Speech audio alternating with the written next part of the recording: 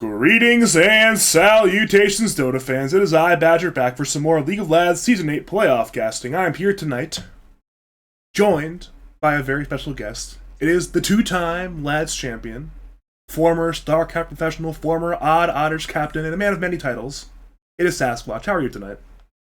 Doing good, Badger. Ready to see some good dotes. Could you remind me what round of the bracket we were in? This is the Losers Bracket quarterfinals. It is Losers top 6. Winner goes on the top 4 to play No Teddy. Loser goes home. Get hype. Actually a useful parlay. I was going to say that anyways, but you asked me, so it worked out. I'm in your head. Perfect. That's a good thing. We are, though, here for it's an interesting situation stylistically, the way these two teams play, because it's very different Dota styles. No band players play the more, traditional sort of style. They have their Ultra Gunner player. He does a lot of the hard carrying, and then they also rely a lot on Phil Scheme pattern to do well, but it's a lot of a core-centric Dota game where it's Ultra often is the win condition versus first team All-Curse. It's kind of like how do I describe it? It's more like freeform jazz, It's kind of have whoever farm creeps, whoever carry the game, whoever buys whatever items. It's very interesting to see what the team does stylistically, you know what I mean? They don't play normal Dota. It's interesting to ban Bane and pick Rubik. Usually, if you have Rubik planned, you don't care about Bane at all. But I'm guessing they didn't have Rubik planned and are just picking it as a reaction to the Snapfire. Makes sense. Snapfire's got some cool spells. And now Rubik, too, can steal those spells. Here they're probably talking about what melee hero they're going to pick. Either a 3 or a 4, typically. But Rubik is most likely the 4 here, so it could be a melee 5 as well. We're going to have a lot of all-chatting today, aren't we? So that looks like a 3 or 5 flex to me. Oh, is there all chat going? Oh, yeah. Open up the all chat. We're at a full page already. We're at a full page all chat. For those who aren't aware, we have given Smiley the warning on please stop all chatting, considering he's gotten into like 4 different issues this season, but it appears to not be working, and I don't want to deal with it tonight. I just want to cast some Dota. I like the all chat. I'd rather have it free flowing, No one's censored. Yeah, I agree to an extent, but at a certain point when you got people BM pausing on each other and people telling them to kill each other in the all chat, I'm like, man, we gotta stop with the all chat. Gotta calm it down a little bit, Fair. This puck pick is interesting. I think it's pretty good against Dawnbreaker, but certainly Rubik is one of the better heroes to catch a puck. So it's not like already not a free puck game by any means, just with the Rubik in play. This is useful. I just hit a new threshold on Twitch for subs, so I got more emote slots, and I just got a puck face as one of my new emote slots. So I could stick that in the chat. It'll be great. It's a great analysis, by the way, from me, I'm sure. I digress. This seems like a pretty decent puck game, right? Well, I think the Rubik is a grief, but against Dawnbreaker, the matchup's good. Do you know if they run 3 or 5 Dawnbreaker more often? Because that's presumably where it's going. It could also be a mid Dawnbreaker. I don't think Ultra plays it, so I'm pretty sure it's not for him, but Dawnbreaker is a pretty strong flex hero. We've seen it flex a lot of different roles. Like I know Lumiere of Infamous has done a lot of carry Dawnbreaker recently. I am pulling up the draft stats, though, for no-ban players right now as we're speaking. So I'll be able to look that up real fast. Alright, picks and bans. They've got 2 games on Dawnbreaker so far this season. I'm guessing it's Filsky playing it, but maybe Nephilim would play it as well in the 5 position. Alright, so let's see here. We have first team. Okay. So we have it being played by Hyperbolic Time Chamber, that is Pattern playing it mid.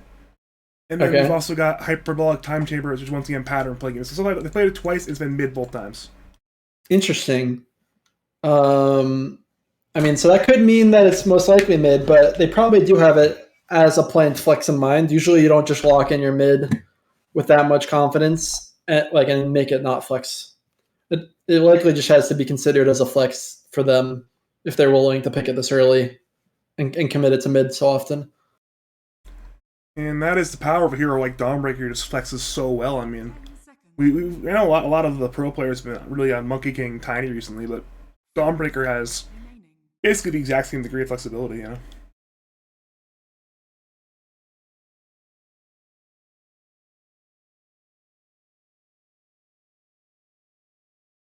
You know what's funny, Sasquatch? I'm surprised my voice is still mostly fine. Like, genuinely shocked. I've done a lot of casting the last few days. Oh, yeah, sure. Been at it. I had the 6 hours yesterday and then the 6.5 hours Friday. You were there for a good bit of Friday and then a brief instance Saturday. You came for 30 seconds. Which was very fun.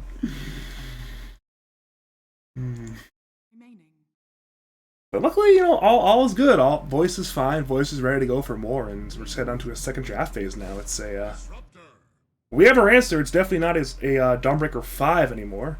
Could be 3, could be 2, could be 1. From previous draft indications, it would suggest 2, but it is. You know where this puck is going?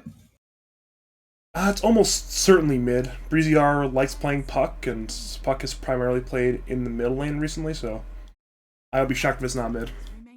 Yeah, so maybe Pattern is just comfortable playing Dawnbreaker versus puck mid, and has just kind of decided to lock it in. That being said, they still have the flex. It could still be a 3. Again, I don't think Ultra plays this carry, but maybe he's snuck in some games and I haven't noticed. It's not that necessarily crazy of a hero for a player of the caliber of Ultra going to learn anyways. I mean, it's Dawnbreaker. It's not that wild and crazy.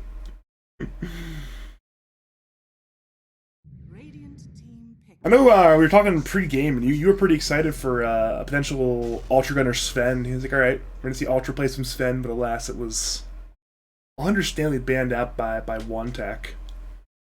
They did not want to deal with it. Seems like most teams are just going to ban it out second phase against Ultra's team, which makes sense. I like these picks from Radiant, though. The NP Shaker lane, which I think probably locks this puck to mid, and the snap to a 5. It could be a 5 MP, but to me, this looks like 3 MP. It's good against the Disruptor. A Night Stalker pick coming from Dire. That's definitely Filski's hero, which means the Dawnbreaker's mid and their last picking Ultra's hero, I think. This is a pretty strong Night Stalker game. You just get tanky and you buy a Blink Dagger, and if you blink on puck, they're pretty screwed. If you blink on Shaker, they're pretty screwed. You can cancel snaps all. You're pretty good against NP all game after laning stage. So definitely, and also just a great combo with the Disruptor. That is a classic combo because the night vision is so strong and just sets up glimpses really well. I got Xeriscapes competing with my cast tonight, Sasquatch. He's competing with it tonight. Anything to see about that one, sir? No, not really. Oh, you should talk to Smike. I don't have anything to say. I was hoping for some strong words, so I didn't have to say them, but alas. All I gotta say is I'm ready to perform tonight. I hope you are. Woo! Back against the wall. Got some shit to prove, you know. I'm sober, you know. I'm ready to go. We have some more carry bans though. Both teams are like, you know what? Let's just remove every carry from Dota. No carries allowed. Make it some real, potentially off-meta picks here. Assuming this Dawnbreaker is mid, and it's looking more and more like it will be a Dawnbreaker mid. Certainly, what the Radiant team thinks. So the question is if Dire, if Dire has this plan as a carry, they're sitting nice right now because Radiant is banning carries, and that means that Dire just has more mid options available. But just based on the insight we have from the previous drafts, it's most likely Dom mid. So carry bans make sense. The question is, what is Ultra going to have left at the end of the day here? What is he going to want? There's a Shaker in the game, which usually scares you off Illusion Heroes. They still ban the TB anyway, and also opting to ban the Medusa. There could be, like a Drow. There could be like a Jug. But they both don't really match up too well against the NP in lane, so I don't think Ultra's going to want either of those. It's an interesting question. Anything you see, Badger? You think Ultra is going to want to play? There has to be some kind of hyper carry to this game, right? I think it has to be. The problem is what's still left. Puck, or not Puck, I'm sorry. Troll gets griefed by Puck is what I was going to say. Because all the heroes that are left are griefed by Puck in particular. Yeah.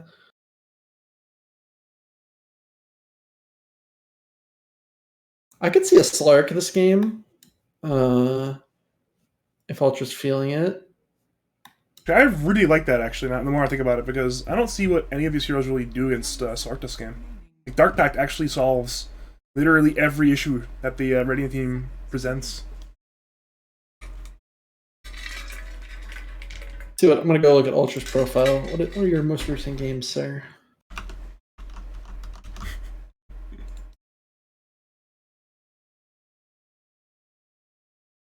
That's what we're finding out right now is no ban players Ultra Gunnar. Ultra just played Battle Cup yesterday, and he played Lifestealer and Troll Warlord. Lifestealer's banned, and you've mentioned how Troll may or may not be griefed, but I don't think there's any hero he can pick that deals with every hero that first team all cursed have, because they picked PL. They picked PL. I think other than the Puck problem, I think Troll's still fine, right? I would be fine matching up into the remainder of his heroes if I was Troll Warlord. Yeah, I think it could work. It's just not doesn't feel like perfect. I think it's just nothing's gonna feel exactly perfect. Let's see what they go with. They only have a few more seconds left. Thinking hard. They thought real hard and they come up with a gyrocopter. All right, I get it. It's just a better matchup than the Troll, I think, against the PL. So for those reasons, and also the Puck, the Puck is much less of a grief to Gyro. The thing about Troll is you ult and Puck ults, and then you get stunned. And it's really sad. Gyro can kind of just stand his ground this game, and also lanes up pretty well against the NP. This is a relatively hard game to play the early to mid game fight style on Gyrocopter, especially before he has BKB Satanic, right? I mean, the hero can definitely get bursted, but I don't think there's that much strong initiation from the Radiant team pre Shaker Blink. It's kind of about where they play as a group of four, but actually their 4-man isn't very strong. PL is obviously going to want to be farming to a later timing than Gyro, and the Shaker wants to kind of get his Blink. MP kind of wants to split map more than start with ganks. So I'm kind of curious. I think this Puck is really just going to have to be popping off this game for Radiant to be successful. And I think with the global support of NP and with a supporting cast of Snap and Shaker Fishers, I think it can happen. But on the other hand, the Dire has a very strong game for the Night Stalker, which I think can create a lot of pressure as well. If there is one player that can potentially go off on Puck, it is Breezy R. I mean, I'm not sure if there's a single player in all of Lads with a single bigger gap between his good play and his bad play than Breezy R. He's a guy who, on his best, can just take over a game, so it'll be interesting to see exactly what he does this game.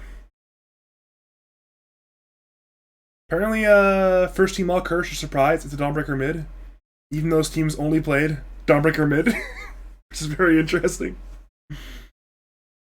Potentially they may have not done proper research into their opponents. Which means if you are a fan of Ultra Gunner, Filsky and company, you may be in a good spot tonight.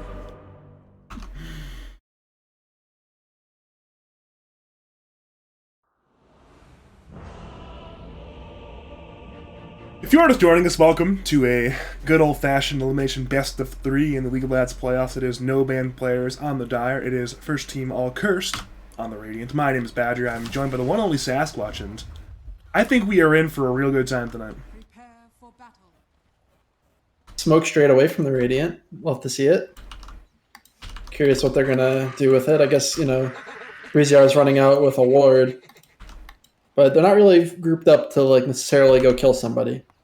Yeah, it's Shaker top lane, Furion just sitting in Fountain for mana regen for the trance, so it's not really much of a first blood attempt. It's simply a warding situation. They're even blocking the small camp as well. You've seen a lot of that at the pro games, and especially at the DPC qualifiers. A lot of small camp blocking, so I can draw lines again!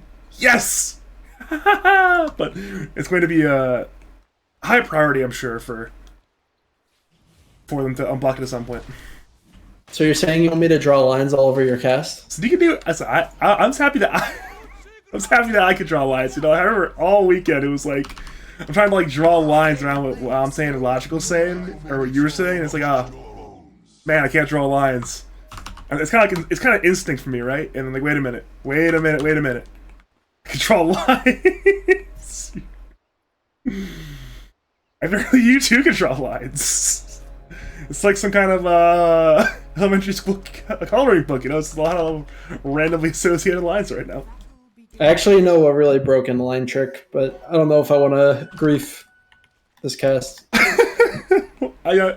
Just give me a brief description on how I could possibly grief the cast with that. Well, there'll just be a nice obscene amount of lines everywhere. That's about it. Basically, there's a trick with the portrait mode of the camera. When you go to a hero portrait, like that button on their model, and you can draw cross map lines. Huh, I did not know that. Not sure if we wanted to know that, actually. There used to be some good macros. I know some of the pro players still have macros to like completely draw the mini-maps at times. If you think like someone's scouting them, or if there's a like a pause. I know some of the pro teams from SA still do that. Where it's like, hey, just draw tons of lines in the mini-map, just draw it constantly. Mid lane on Breezy R is actually almost dead. Pattern doing a ton of damage right now. Yeah, I actually think this matchup is very annoying at early levels for the puck because Dawnbreaker just does an obscene amount of damage early game, and if you orb and you're not careful, you can just like suddenly have half your health depleted from 2 spells. That's not part of the danger there for Breezy R, as he definitely still needs that bottle, which will be soon. Luckily for him, but he certainly will have to wait for that one.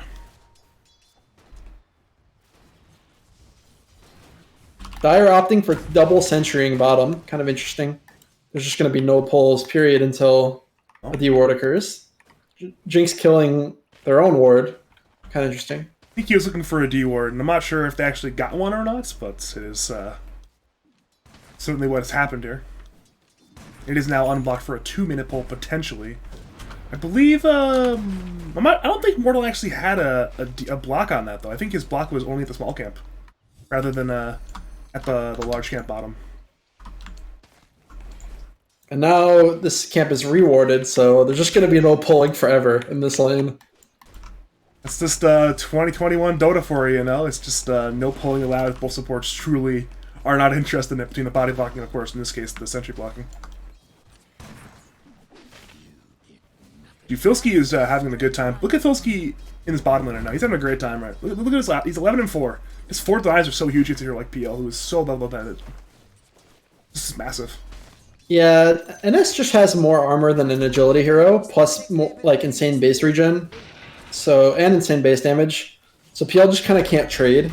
Breezy R dies. First blood drawn by Pattern on the Dawnbreaker in the river. Breezy R went for the water and it did not work. He's dead. Thanks, son. Sorry, what were you saying before that? Just got clowns. I was just saying that Night Stalker is a bully. That's what I was saying. I agree. And he only will become more of a bully the bigger he gets. You know, it's minute 3, and at minute 5 there'll be a massive power spike, of course, with that good old Hunter in the Night passive. I was also going to roast the NP for only having 5 CS, but he started to catch up now. And it's looking a lot closer. He's denying range creeps as well, so you know what? Last is not important. He has denied Ultra Gunner's range creeps. In Dota, it's all about range creeps, you know. Bot lane was finally taking a lot of damage. Hookie is forced out by Jotunheimer, Mr. Immortal on the Snapfire. So overall, it's a good situation as a whole for no-ban players in the lanes. Ultra farming well, Pattern so far winning in mid, and Filski so far winning bottom lane, so it could potentially snowball this game. I would say Ultra's having the least fun lane. You know, 7. If the NP has 7 denies, I'm sure some of those are Trents, but You can see there is an EXP advantage leaning towards the NP at this point. But that's okay for the Gyro. As long as he gets out of this lane without having to invest in a ton of regen, and he just starts power farming, that's all he really cares about. So far, he hasn't gone too heavily into damage for a greedy build, but he's still ready to go to jungle soon, I'm sure. He's not ready to be in this lane anymore. Yeah, and it looks like he's going to be opting for the stats flak build at this point, which is just, how can I farm as fast as humanly possible? Presumably there's going to be some ancient stacks in the near future as well for the Dire. None quite yet, but I'm sure in the near future there will be. I'm sure Jinx can say, you know what, I can go stack the camp, help out my good old buddy Ultra Gunner playing Gyrocopter. What is interesting though is, it's been like a huge, actually another range creep denied from Marshall. Wow. We've seen a lot of discussions though recently between what is the right way to build Gyrocopter. I'm curious what your thoughts are on going Rocket Barrage versus going for the flat cannon stats build. I think there's some games where like you'll see Gyros just running around and roaming with their Rocket Barrage and popping off, but otherwise, if you're just kind of trying to keep a strong pace and farm as fast as possible, I think going the stats and flak build is the way to go. There's also like the Chrysalis versus Mail versus Dragonlance debate. I think Yatoro goes Chrysalis most games.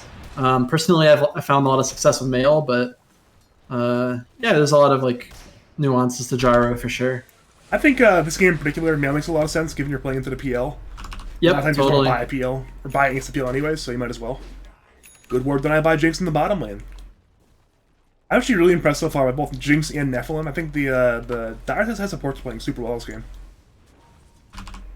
They're just owning this game, though Jinx might just die here. He's being run at by 2. Cookie will be down to Smiley, starting up on the Rubik. In comes Filsky looking to fight.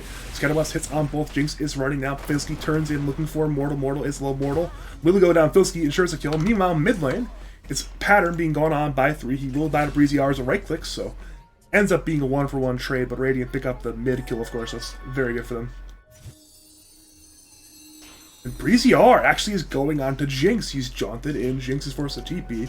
Breezy R nearly gets that kill, but in the very end, it's still a fantastic trade there for side of the first team all cursed. Filsky's trying to keep this catapult alive bottom, but yep, he just barely. I mean, it will be CS, and now he might have costed himself a.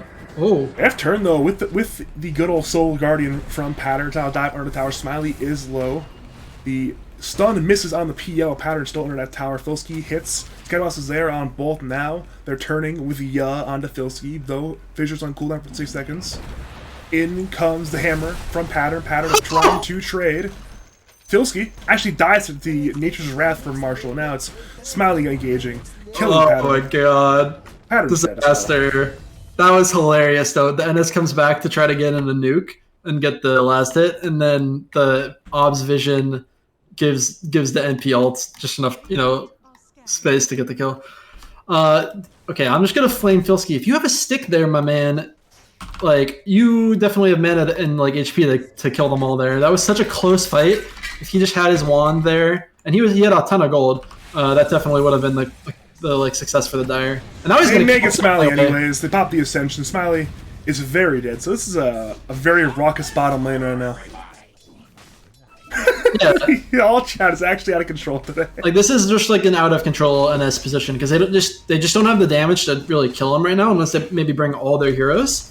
And if they don't kill him, it's the rest of the Dire is just farming, and it's like just a compounding problem. Look at Filsky now, just trying to okay. I mean, I don't know what you're doing there, sure, but he's having a good time. He's having a good time. If I ask Filsky, are you enjoying this Dota game? He's absolutely saying yes right now. Yeah. But that whole sequence, like a baiting, NS baiting and then the Dawn going in, it was really great if NS just had a little more mana and a little more health to play with. But it looked really good. But then, PL ends up dying anyway. PL still being level 5 is very sad. Yeah, I could have bought a stick. I mean, Filsky could have bought a stick on Night Stalker, as you mentioned, but alas, he wants those gauntlets of strength instead. He now goes on to Mortal, bottom lane on Snapfire, but he actually backs off. He's waiting for Nephilim and Jinx to arrive. It may be a tier 1 tower dive. They see the Snapfire under that ward there. Nephilim has Glimpse. It's not in range quite, actually. He's juking. Kinetic Field into Glimpse into Filski's right clicks. It will be a death there on the Snapfire for sure. Took a while to get it, but it is a death nonetheless. Meanwhile, top lane, Breezy rotates in. That T1 tower is dead. Back to bottom lane. That T1 tower is probably also dead. Slightly better. I mean, you know, Dire committing 3 heroes, but getting a kill. Radiant committing 2 heroes, but just getting the tower only. It's a fairly even trade. I'm actually a little bit surprised Radiant's ahead in net worth here. Just barely, obviously, but PL definitely having a much slower start than the Gyro means the net worth is coming from other members on the team, like the Shaker, who's surprisingly rich. That's where the money's. I mean, Shaker's almost as rich as the PL right now. That's good for Shaker, but very, very bad for PL. Yes, this PL is certainly behind. I think just too much time spent in the bottom lane. Like basically after NS hits level 5 minutes, you probably want to vacate that space. And just laning against NS during that time, you're just going to get harassed way too much to effectively farm. DD room once he goes to Breezy R. That's a good DD room to have. Gyro's getting stacks plus bonus Trents from the NP, who for some reason sent Trents into the Dire jungle. So Gyro he's trying to scout out the Gyro, you know? Scout him out with delicious extra bonus creeps. Listen, it's not my fault he didn't micro properly. That's a different issue. Bot T1 tower, though, on the Radiant side does go down to Filski at long last. So it ends up being an even tower trade, though it took no-ban players a good while to make it even.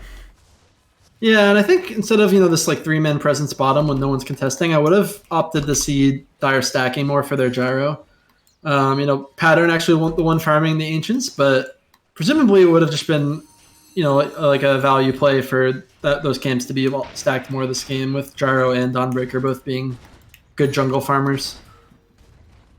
I think philosophically they were more focused on the lane than they were on the neutral creeps, which can be good, can be bad. It's obviously to be determined what the result will be, but it is the decision they went for. We're seeing a 4-man smoke from the Radiant. Do they have any items yet to go with?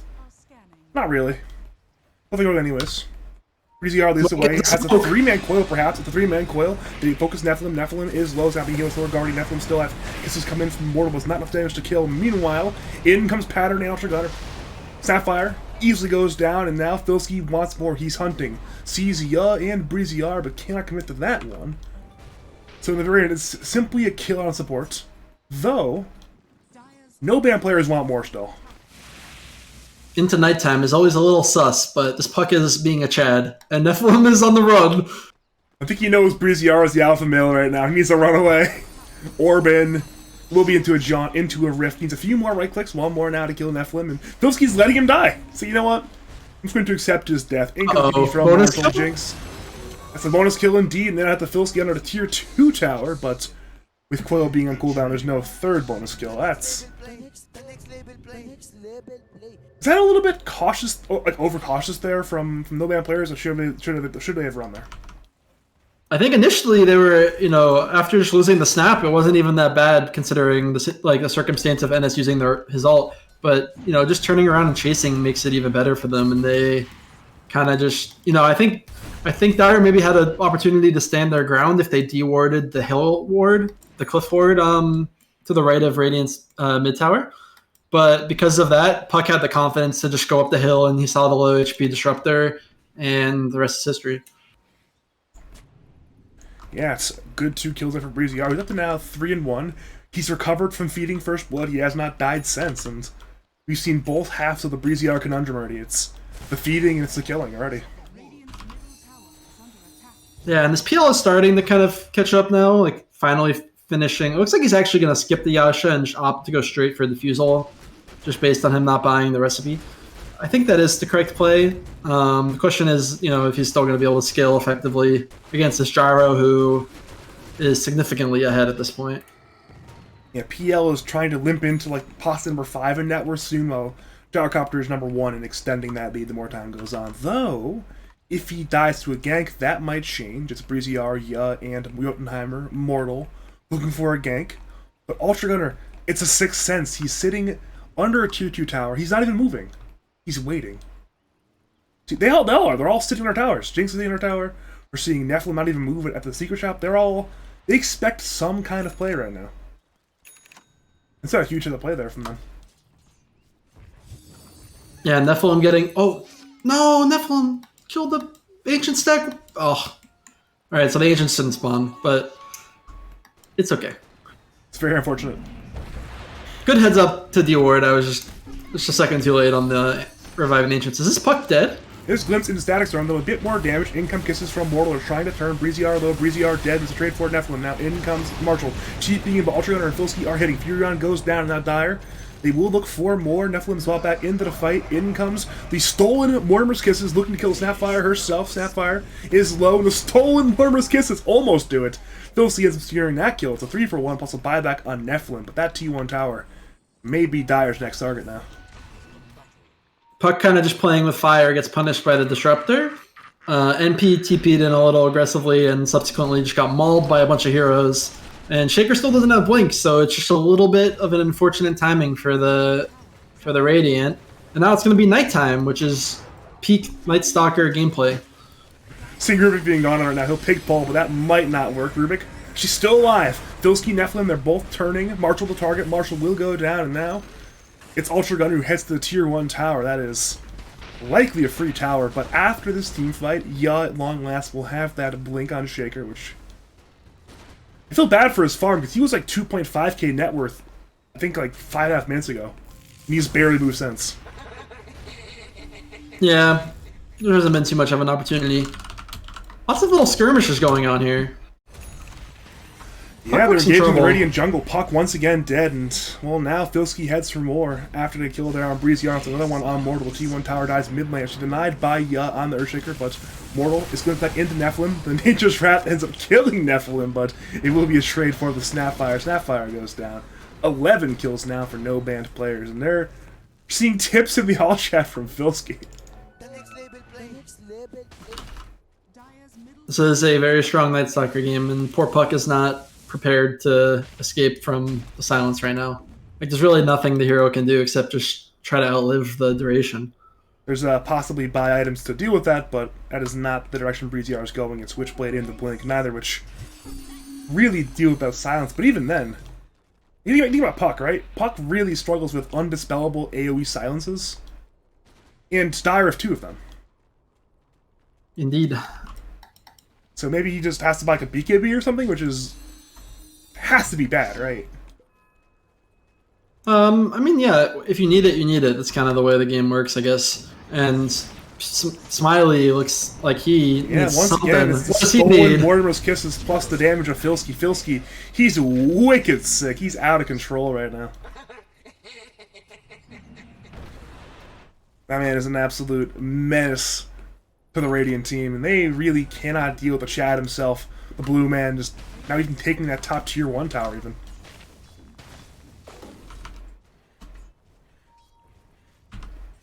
It's another smoke from First Team Malcursed. It is with the Earthshaker Blink, but I think they're out of smokes now. That's their last smoke. If they can get Ultra Gunner, it will be worth it, but Nephilim there is tanking that gank. Fissure, into the Waning Rift, into the right clicks. Now we get death on Nephilim, and Nephilim, he has saved his carry. What a valiant play. Tanking the gank. Filsky's hungry, look at him. He's silenced, but I don't think he cares. Echo Slam is there. It'll be followed by a Fissure. Filsky, low. Filsky actually goes down. Solar Guardian from Pattern was late. But now Pattern wants to fight. Looking for Ya. Ya is stunned by the Ultra Gunner missile. In comes Starbreaker. In come the right clicks. Down goes Ya. As that happens, is Breezy-R hitting that tier 1 tower mid lane, but in come the Cavalry. Pattern, Ultra. They both TP, but they say, wait a minute, it's a Puck. She's fine. Honestly, good Blink reveal from the Shaker there. Just like killing that sucker during nighttime is a good space maker for the PL. I mean, Radiant, I think, just needs time in this game. If they're forcing fights, it seems like the wrong approach. They just need PL to be able to compete with the Gyro. And I think, 6 slot versus 6 slot, the matchup, kind of balances out in a lot of ways. Radiant's lineup is also just superbly strong in the late game with the wrap potential. I mean, Night Stalker Disruptor is a classic combo for catching, but NP, late game with a BKB, I don't think NS can really handle in some ways. TP is all on cooldown. Meanwhile, NS Infinite. It's Breezy R in danger again. It's lift into right click. So silence is over. He'll try to orbit drop away in time, and he actually will. So Breezy R dances with death, walks into the Inferno. This time he does not get burnt. Yeah, NS plus Rubik not enough of a kill combo. They need like a third entity, but then they can make it happen for sure. I think if NS hits a blink after this BKB, he'll be just in real good shape to ruin the puck, like at all times. I agree. I absolutely agree.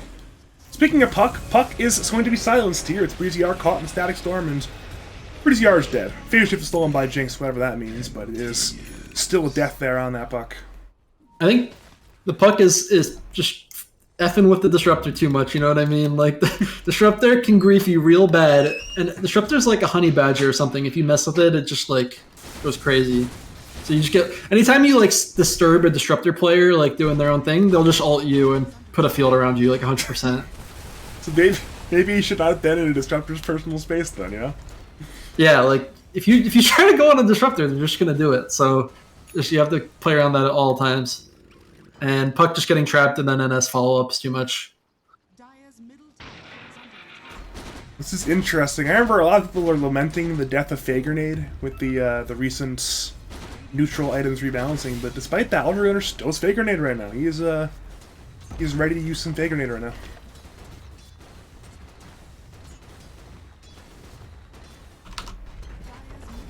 What's going on mid lane? Ascension is there from Filsky. Ya is being gone on. Ya will die. BZR may attempt to turn, however. He's hasted. He has coil available. Filsky is chasing still. And it seems like Radiant may try to get away. Question is, will they? They seem mortal. Of course, the nighttime vision, I should say, is mortal trying to get the cookie, but it will not work. It's 2 kills there for the side of no band players. Both supports now in the grave, and... You were saying something before that. What were you saying before that? I don't know, man. The Dire's owning. I'll agree, they are owning. Radiant, you know, Peel undisturbed, just very behind. Like, very, very behind. That's kind of about it. If you are a fan of Smiley losing Dota games, this is your kind of game right now. He is having a rough one. We're seeing Jinx die mid lane. His team kind of abandoned him. And sometimes Rubik has to die. Ultra has no BKB. Puck could catch a coil here, but is there an MP teleport as well? MP TP is soon. It's on cooldown. It's on cooldown. We're up in 3 seconds. We're seeing Fissure, but it's a slower Guardian from Pattern. Dire, they want to turn. They have Filsky nearby. Ascension is on cooldown. In comes Pattern. Getting stunned by Shaker. Shaker pushes away. This is good space, actually. Actually, is good space. It's also Nephilim using the space to look at Nephilim's farm. He's a Disruptor player. This Nephilim gameplay is both good and hilarious. This game, just invis right now. Man, he sees Smiley now. Doppel is there though, so obviously Smiley gets away from that one. But as that happens, it's Breezy R once again having some fun with Filsky. Breezy R TP's away over to top lane. It's Marshall being run at, but he can and will get away. You know what Pattern BKB'd? Wait, what? Pattern is used BKB. Had to be an accident. Unfortunate. Maybe trying to arm with Toggle or Soul Ring or Phase Boot. Like, there's a lot of activatable buttons there, so maybe it was just in the wrong slot or something like that. Alas. Yeah, that's unfortunate, but not a game decider, most likely. I mean, it shouldn't be... I mean, the next fight, if he needs one more second of Mad Community, perhaps we'll say that BKB switch was game losing, but... Yeah, or he TP's out, and with BKB on, and it ends 1 second too short or something. It is more than likely they won't need it. We're seeing Filsky. Well... He's popped the Ascension, Marshall TP's away. Ya, though, will go down. His TP has been canceled. There is no way out of this one. Fisher will hit on 3, but it's only delaying the inevitable. The kill goes to Pattern of all people, but it would not have mattered. The kill going to any of them would have worked. I'd say that's worth the NS ult if Radiant can capitalize on that opportunity. Well, using that time to farm on Smiley and farm on Breezy R, which has been a lot of that modus operandi for the last while, but we're seeing Breezy R beginning to fall behind in farm. As the map really stretches out for the PL and the Fury on, it's Puck who's suffering currently. Yeah, I mean, I think Dire can just keep playing their side of the map, and they're still just outpacing. But the way to seal the deal for sure would be like 1 or 2 ganks on the PL, and just set himself behind the gyro that like there's no recovery. Well, both teams will take a tier 2 tower.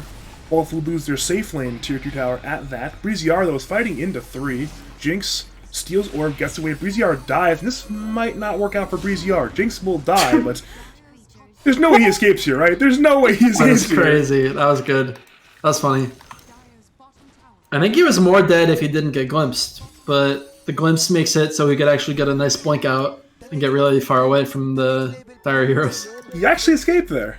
Yeah, I mean, this is kind of like how much space can we make for Smiley, and then let's hope he carries. Like, and I guess the NP can also carry, to be honest. Like, if this NP just pops off with like good firemen still pushing, that hero can definitely carry from the 3rd position. But Puck's job right now is to just be annoying and make space. We saw that, and he's doing it for sure. Like, he's making the space. Oh, for sure. I mean, it's one of those things we saw 2 days ago.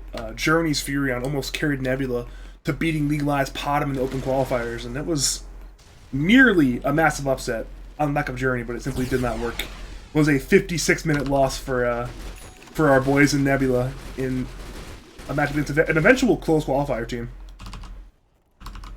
Oh well. What can you do? We're seeing Ultra Gunner. He's getting a little bit frisky with Roshan at this point, though. He is scouting out the Roshan. Did a little bit of damage even, but they're not committing quite yet. Gyro just gonna smoke into Roche, or are they gonna go fight? They're gonna go fight. Looks like fight then Roshan. Looking at Dire Vision, though, they see quite literally nothing. They see Triumph's top lane and nothing else. They may have to double back 2 Roshan pits. Let's find out. I think they're gonna get frustrated and go Roche. Maybe not. Well, they'll see a Treant, which does not help them.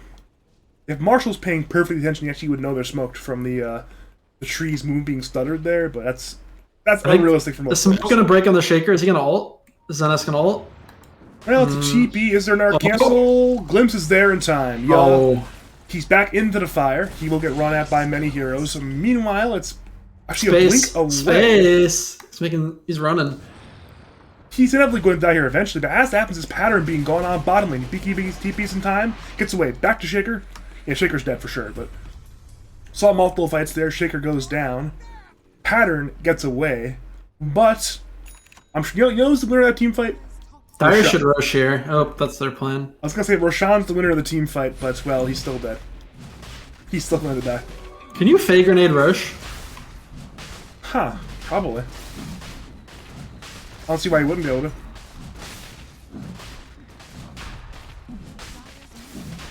to. I wish Ultra just used it, just to, like, test it out right now. So we could see.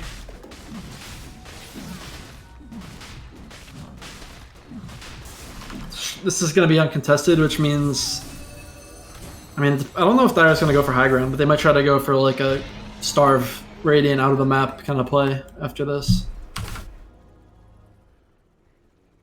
At the point where Ultra is beginning to get a little bit too big to fail. Seems like he's still waiting for that butterfly, obviously knowing that these Radiant cores don't particularly want to buy an MKB, but...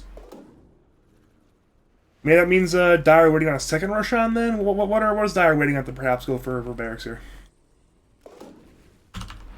I think it's just you don't want to... You might not be set up fully to just go high ground. Because like the NP split push is going to always be a thing that's going on this game. And so you're going to be chasing him around, or you're going to be getting split push. Looks like a fight in the triangle might ensue, though. The Ultra Gunner will immediately bring down Immortal, but it's a trade for Jinx. Breezyar brought down the Rubik quite easily. Pattern has arrived, but also means that they've left the Furion alone in the bottom lane to his own devices, and they have still not go Breezyar mid lane, so these waves... That's the gameplay right now for first team all cursed. It's just cut waves constantly. Yeah, I mean, Dire is just having a lot of trouble keeping up with the split push right now. And they're getting kills, but they're not consequential kills. So Smiley's still farming. And the gap is still wide, but, you know, PL is not, like, poor by any means at this point. Until somebody's like a basher on the Dire, they cannot cancel these TPs either. Maybe it's Thilski has to buy one as his next item, just cancel these TPs, because We see Marshall's BKB TP away. We're seeing Ultra being gone on by 3 heroes. He's Orchided. Kisses come in. Ultra pops Satanic. Tries to fight. He may just still live here. He may now go down. Breezy Argo looks to the back lines. Looks for Nephilim. Nephilim is low. Ultra Gunner will lose the Aegis. And no-ban players are still extremely split. Nephilim may go down at long last of Breezy R. Now pops the Limmercade. Breezy R brings down Nephilim. Meanwhile, Ultra Gunner still fighting. Pattern. Bison States, Urkin down Underdark after. Now in comes Big Bad Filski. He pops the silence, looking for Breezy R. Breezy R, the target of the Dire. Breezy R pops the headband, tries to get away, but will he get away? Phase shift is there. Dire are hunting. Puck alone, but Puck solo maneuverable. Blink, coil, BKB from Filski. Filski wants this kill, so silence once again. How does he get away this time? Orb, jaunt, but no. Filski at long last brings down Breezy R. Thorn on their side, finally removed. No ban players to go for some more buildings now. If Puck was like not on the other side of the fight and like his team could like actually get to him, then I think he was fine. But like he just kept running further away, and his team couldn't ever catch up to him or the enemy team either. So the fight just got too far away. He wanted to kill Nephilim. He was very interested in doing that, and he accomplished it. But at what cost? We're seeing Marshall being gone on bot lane, but for the 18th time to BKB TP. As happens, Mortal being gone on by 3 before it's away by his teammates. Ultra Gunner does damage. Actually, might be enough. No, it is not. The Little Shredder brings down the Homing Missile. As that happens, Ultra Gunner is trapped in the treants. He tries to get out, and actually takes a stolen cookie from Jinx to get Ultra out of a sticky situation. And while Dire are down the Aegis, they do not have Pattern quite yet, though he has Solar Guardian to get there. And they want to do at least some high ground damage, it appears. It's tier 3 tower, it's half HP now. Yeah, they got some solid damage on the tower, but with Puck respawning, it'd be kind of crazy, I think, to keep pushing.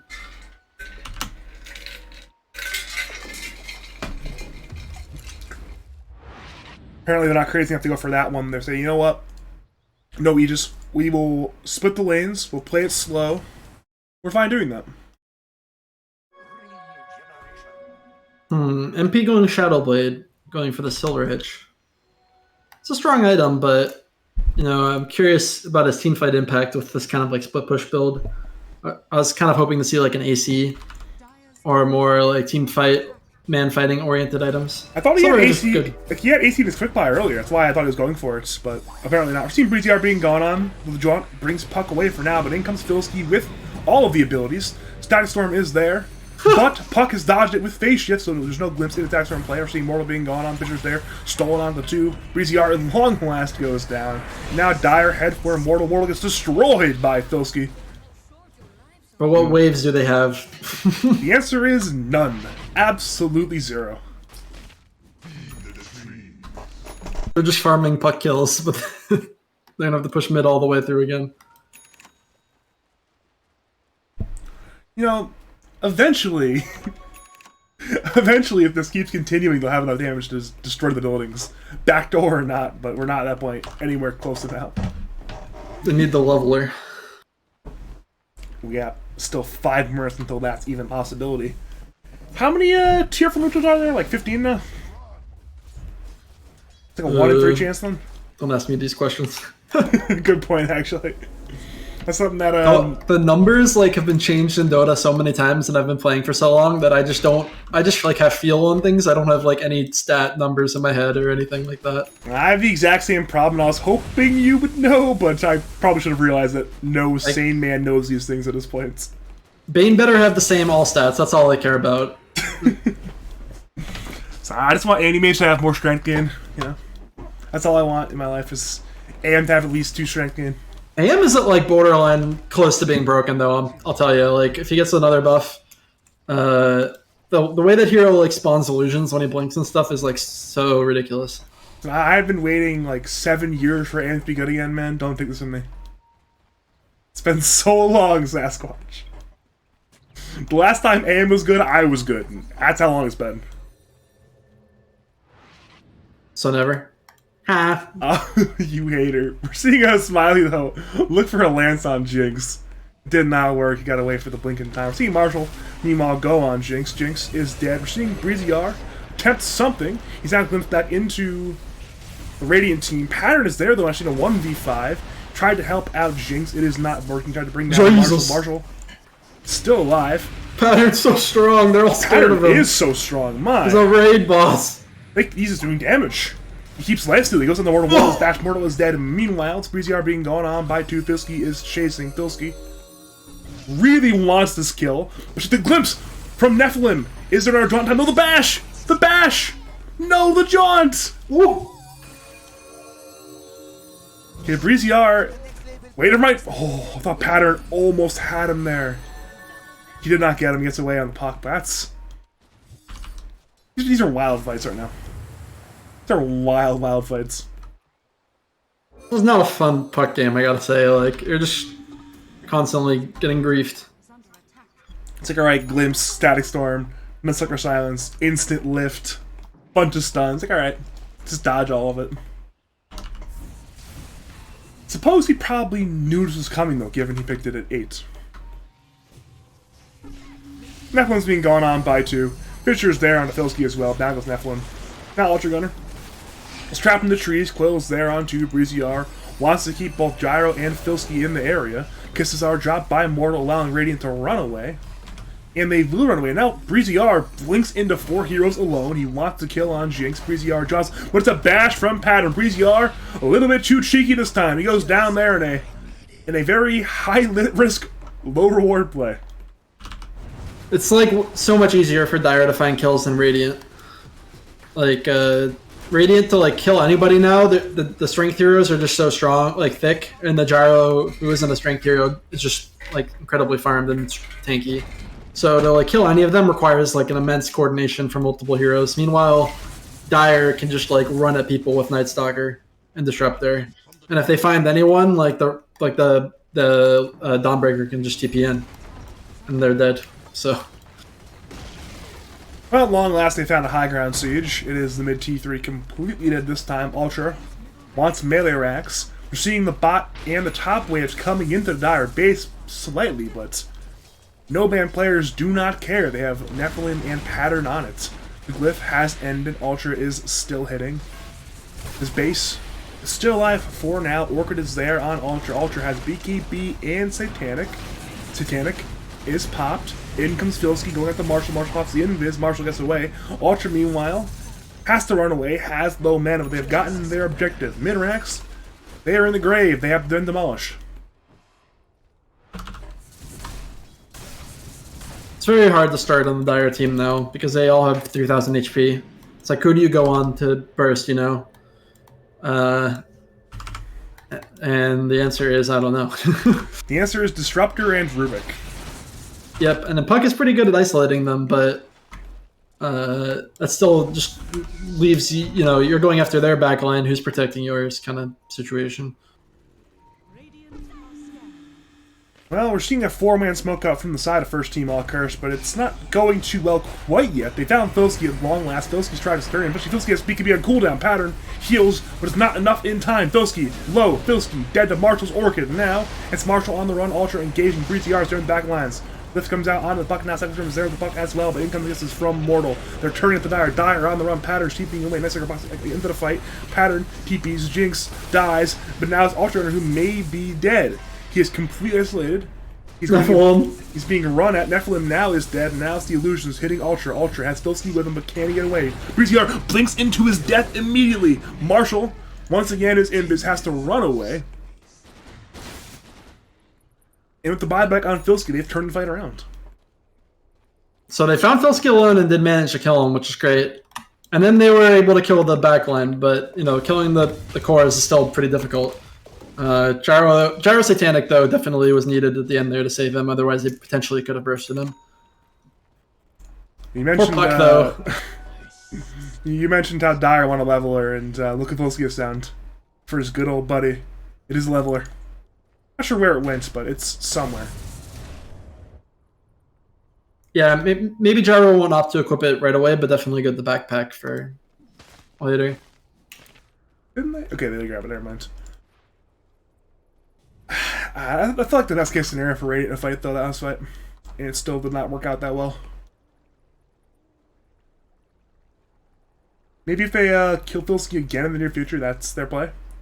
because Filsky has buyback cooldown for 7 minutes. Yeah, but I do think Filthy's either going to get the Aegis or I mean, there's no cheese, but maybe they'll give him the Aegis with buyback, with no buyback. I'm not sure, or just give it to Gyro and they go high grounds. And I think that will be really hard to stop as well, just an Aegis Gyro. Yeah, we saw it last time. It took them a very, very long time to bring down Ultra twice when he had the Aegis and Satanic, and he has more items now, so it's only going to be that much harder. Who gets the shard, Gyro? Does Gyro get the rocket shard? Okay, I guess so. He does, yeah. Thought it probably should go to a hero, maybe like Rubik. I think Rubik shard is very good this game, but I suppose if Rubik can't survive in the fights, it won't really matter. Petastorm is there, and the Breezy R can look away in time. No, he cannot. Bash comes in, Breezy R goes down. He does have buyback. I think the Gyro shard is just secretly very strong, though, so I don't mind that choice. Oh, it is Gyro Shard in action. Missile on the way to Smiley. Smiley tanks the rocket barrage for a fourth of a second. We do know what time it is, though. It is high ground siege time in the top lane. There's a tier 2 and tier 3 to get through, but that might not take too long.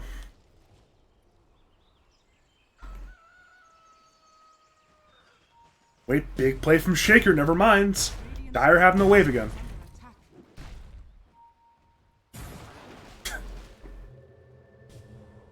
Well, suddenly no band players is a problem underhand. They get the good pick off on Breezy R, they get the Aegis, and they are already burning so much Aegis time. That is over a minute gone already. Just instantly in the grave, and they have one wave coming in. That will be their one wave because Marshall's cutting the next waves, and alright then, we have a pause.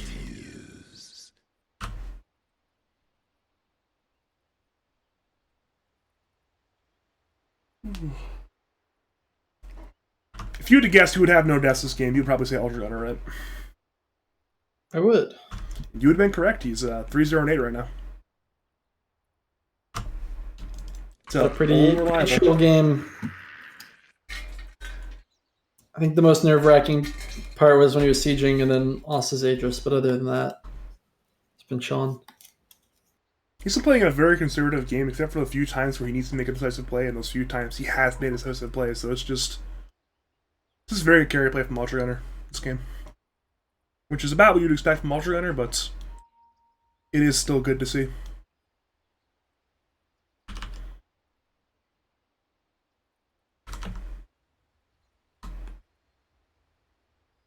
Alright, so describe a fight. How does Radiant approach this fight to win this fight? Let's just say high ground siege. Ultra Gunner is, I don't know, right at the stairs. How does Radiant win this fight? The best Echo Slam of all time, with Giga Globs from Mortimer Kisses. Is there a more realistic team fight option, or does it need to be a huge wombo combo? I mean, I think the best way to win any team fight is to kill somebody right away before they can use any other spells. So if they're able to like snipe a Disruptor or snipe a Rubik kill with like a combo of like Fisher and the puck spells, Kisses, something like that, that could work out. I think there's only one 4-staff. Yeah, there's only one 4-staff on Dire, so like if they find Rubik and they have detection for the Glimmer from Disruptor, there's not really any save. Maybe they can just burst the Rubik and then kite out the other heroes before and like reset basically. But if it's just like a 5-on-5, like mash their heads into each other, I don't see them winning the engagement. They need to get like a pick or like just have a very nice execution in the team fight, like an extremely lucky / they bait them all into the perfect echo or that kind of thing. Maybe it's like Fissure hit it on Ultra and then collapse him back as a Breezy R, and hopefully this Breezy R doesn't die. Potentially. We've been told there has been an accident on the no-ban player side. I'm not quite sure what that means exactly, but it may be a bladder issue from what we can tell. Hopefully everyone's okay on both sides. Congratulations, Marshall, by the way, on ranking up the Archon. Congratulations. MMR is just a number. Alright, we're jumping on back in again. It is time for what could be the game-deciding fight. Obviously, no-ban players in the driver's seat. If they do win, it will be one game up in this best of 3. No matter what, there will be at least a game number 2, no matter what happens here in this game. Naturally, Ultra leads the way, but currently Dire only have one wave top lane. Marshall has cut the wave once again. Fissure comes out. Radiant are defending to the last man. Smiley's return. He's glimpsed away. Doppel. Never mind, it's there in time. Smiley, still there. Puts out lances. Breezy-R pops that wing rift. Sprout is there, and the Ultra Gunner. Ultra Gunner does not care that much. He will temporarily back, however. He has taken on some damage. And the siege continues. Ultra Gunner, once again on the buildings. Flat cannon available. Aegis still up. Bilski looks for backlines. Blinks in, looking for a kill, but cannot find it. Back to the buildings. Ranger Axe dead. Melee's under duress. Ultra being kited, but he is just so strong. Satanic on cooldown. BKB Aegis still available. Ultra backs off. Bilski looks to engage. Can he find an angle? He wants to go badly. Lances once again there, Fissure delaying, but in comes Filski. Big jump, Nephilim there as well. Sesrum's there on 2. Radiant, they're backing. Ultra, focuses buildings. Melirax will go down. Filski, nearly dead, still alive. Marshall, pops BKB, fights onto Pattern. Pattern, silenced. BKB, popped. He TPs, not in time. Pattern, dead, but no banned players back off entirely. Now it's Breezy-R, hunting. He wants more kills. He has Coil, Nephilim dead. Can he find more? Probably not. Radiance, their base is still alive. Technically, they've gotten 2 kills, but they are down a full set of barracks. They need more. And as it happens, Marshall TP's in, looking for Ultra and Jinx, and just dies. Breezy-R has alive. Rooking for Ultra Gunner. Coil is there on the 1. Fissure, it's stolen. Use on Shaker. Shaker, now dead. Breezy-R jumps in, wants more, but can he still fight? Earthshaker buys back. Jinx dies to Breezy-R. Now in comes Smiley, looking to kite around Ultra Gunner, but Ultra Gunner has a lot of lives still. Satanic up in 10, Aegis up in now. In comes Filski, silencing. Onto PL, man fights. Furion buys back. Ultra loses 1 life, but in comes Pattern, Jinx, they both buy back. Jesus. 5v4 fight, and Radiant know it is time to back. Breezy-R blinks away, the remainder run away, but will they get away? Shaker? Maybe. What are you doing, sir? Shaker? Shaker, he should just die here, potentially. They know he's there. They have Blink on Filski. Monka? Fissure, it's there on 2, and a good blink away by Yuh. But can he get fully away? Yes, he can. He was shopping at the secret shop or something. Like, he was just chilling there. I was like, oh. Oh no! Breezy-R, he's died solo bottom of the Pattern, but Blink Abyssal Blade from Pattern. It's just too much damage. Yeah, that probably just one-shots his hero. He has no Aeon Disc or anything. I think Lincoln's is the right item to queue up, which is what he's going for, but too little, too late. Considering we both didn't catch it, he probably got one-shot during the Abyssal iteration. Yes, he just got Blink Abyssaled into that queue and insta-dead. Ouch. Needless to say, ouch. Look at Patterns. His base hero has 34.1 HP regen. He just keep the R1 on the entire time. He does not care. I think Radiant is just dealing with 2 carries at the end of the game. Meanwhile, NP's kind of getting there, but it's definitely not 6-slotted. And PL, while strong, is still fighting against 2 carries. And Gyro has a good matchup. Smiley needs maybe 1 more item still. He's not finished doctoring quite yet. Filski ascends. It is time for the Mega Siege. Ultra, Filski both want to hit Filski. Looks for an angle on the side. The Treants. They're alive. The Dire are waiting a little bit. Now in comes Ultra. Fissure is there once again delaying. In comes the Sprout. But Ultra is still hitting. Ranger Axe low. Melee's low as well. In comes the Orchid. In comes the Lance. But it's not enough. The racks are still dying. Filski hits. Melee's dead. Ranges. Not long behind them. Ultra's being gone on once again. The Satanic, BKB, both pop. Ultra turning, call down there. Marshall low. Filski hitting. Ultra hitting as well. Breezy up. Looks through the backlines, but cannot find a kill on Nephilim. Nephilim low. Nephilim still alive. And now Dire. Rendezvous. Saving their disruptor for now. Disruptor blinks away. Echo Clem comes down the 2, but can they still fight? Fissure. No. Silence. Yaw dead. Mortal dead. Thunderstorm popped on Breezy-R. Breezy-R jumps away in time, but Dire are still hunting for more kills. The Abyssal on to Smiley. The silence. The right clicks. Smiley dead. And the GG is called. GG.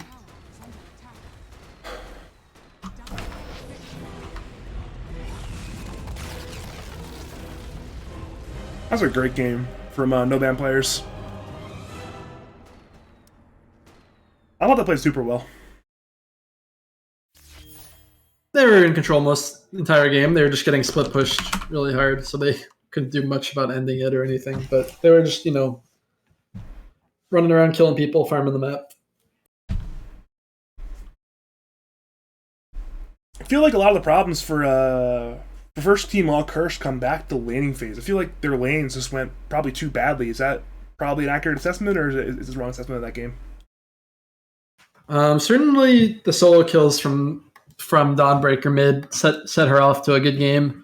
But I would contend that they weren't out of it from that point. I think a lot of it does stem back to how easy it is to fight the Dire team after they kind of get off to an even footing, though, because just the Dire's ability to run at the Radiant is much stronger than the Radiant's ability to run at the Dire, and that means the Gyro is going to get more ahead. The PL is going to get pressured more, and the game just kind of gets progressively harder. I think the PL was also just you're talking about the laning. I think the worst outcome for them was the PL having that really slow start. Despite the puck getting solo killed, the puck was still having immense impact through the game, but the PL was just always behind the enemy cores because of that slow start. Yeah, I'm putting up right now on the stream PL, the yellow line versus the enemy cores, and until minute 20 he was behind all 3 of the enemy cores. Which is never a great sign for your carry Phantom Lancer. Alright, let's see here. Both teams, let's see here. They have second pick on first team all cursed. Let's see if both teams are ready. Both teams have selected their pick and or side. Give a thumbs up from the man formerly known as Cynical. And we're in.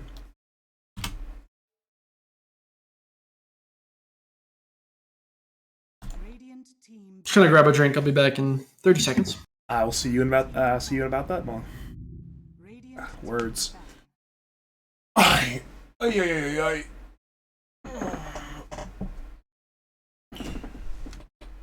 I'm curious to see how the draft changes from game 1 to game 2. I'm going to pull up the Dota buff from game 1 right now. So it was first phase bans Tide, Mars, Io, Bane. And that's changed. There's no Mars ban this time. It's an Io, Disruptor, Tide, Bane bans. It's a Mars first picked by Filsky. So you know what? Last game, you ban out Mars. Filsky all chatted like, man, you banned my hero pool. And now he's on his hero pool again. Happy day to be Filsky. 10 seconds remaining. Aren't both of these teams in Group A? Aren't both these teams in Group A anyways? If memory serves, they both are, right? There was no banned players in Group B. And 1 tack in Group A. Let's find out, shall we? Alright, no banned players for Group B and 1 tackers Group A. I apologize in advance. I'm on a delay, so you guys won't hear my mistake until now, but it may be too late. Oh well. That is less important.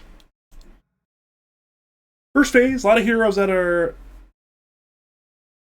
contested are picked. I know both teams love picking Pangolier. No banned players have picked Pangolier, I believe, 4 or 5 times this season. They've won, I think, every game as well. And then first team all course also like playing Pangolier, so both teams prioritize the hero very highly in the draft, and we will see a back-to-back Snapfire game for first team all curse to say, you know what, Mortal, you played pretty well on Snapfire. My pick for the most improved player in the league, by the way, over the season. And he's like, you know what, I will play Snapfire again. Though it will also be a repeat performance on Jinx's Rubik. So it's like, alright, you have Snapfire, will once again respond with Rubik. It's the same tale there. They have not. I've had open mic off the entire time. Whoops. My apologies for those who like to watch it in game. I have had open mic off for over a game now. So noob alert. Now noob alert. It is me. I am the noob. I'm going to do the same thing you did, though. I'm going to grab some more water. I will see you in about a minute and a half. Bye-bye.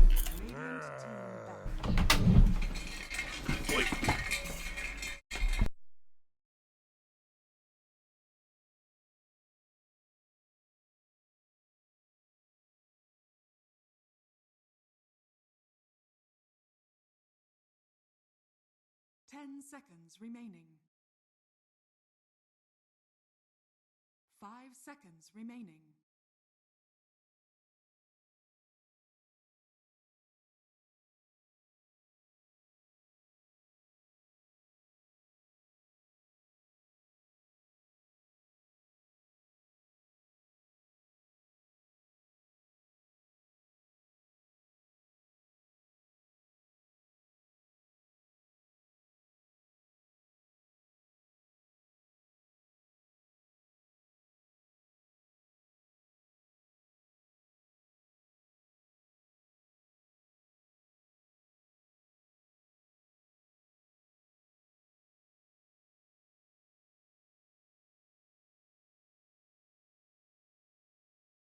Bans take forever. It's like actually so annoying. Radiant team ban.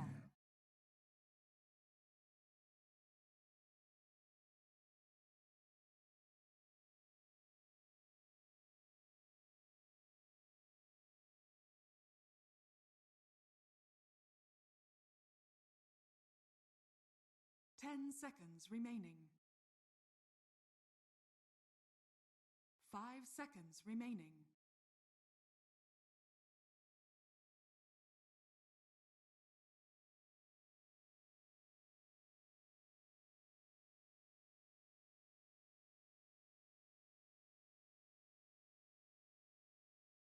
Dire team ban.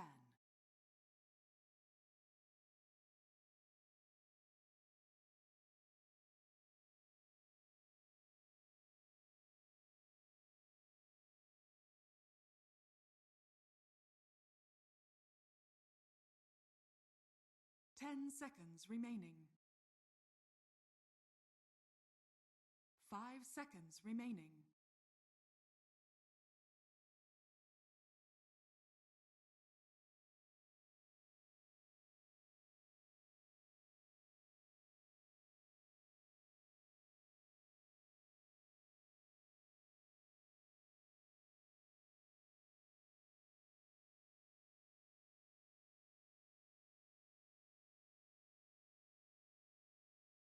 You know, Sasquatch, you know what my goal is?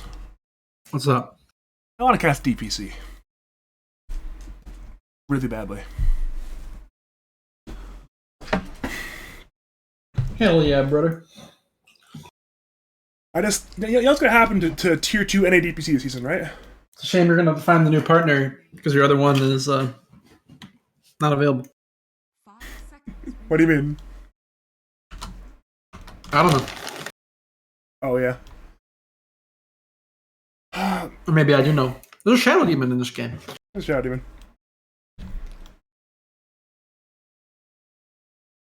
Interesting.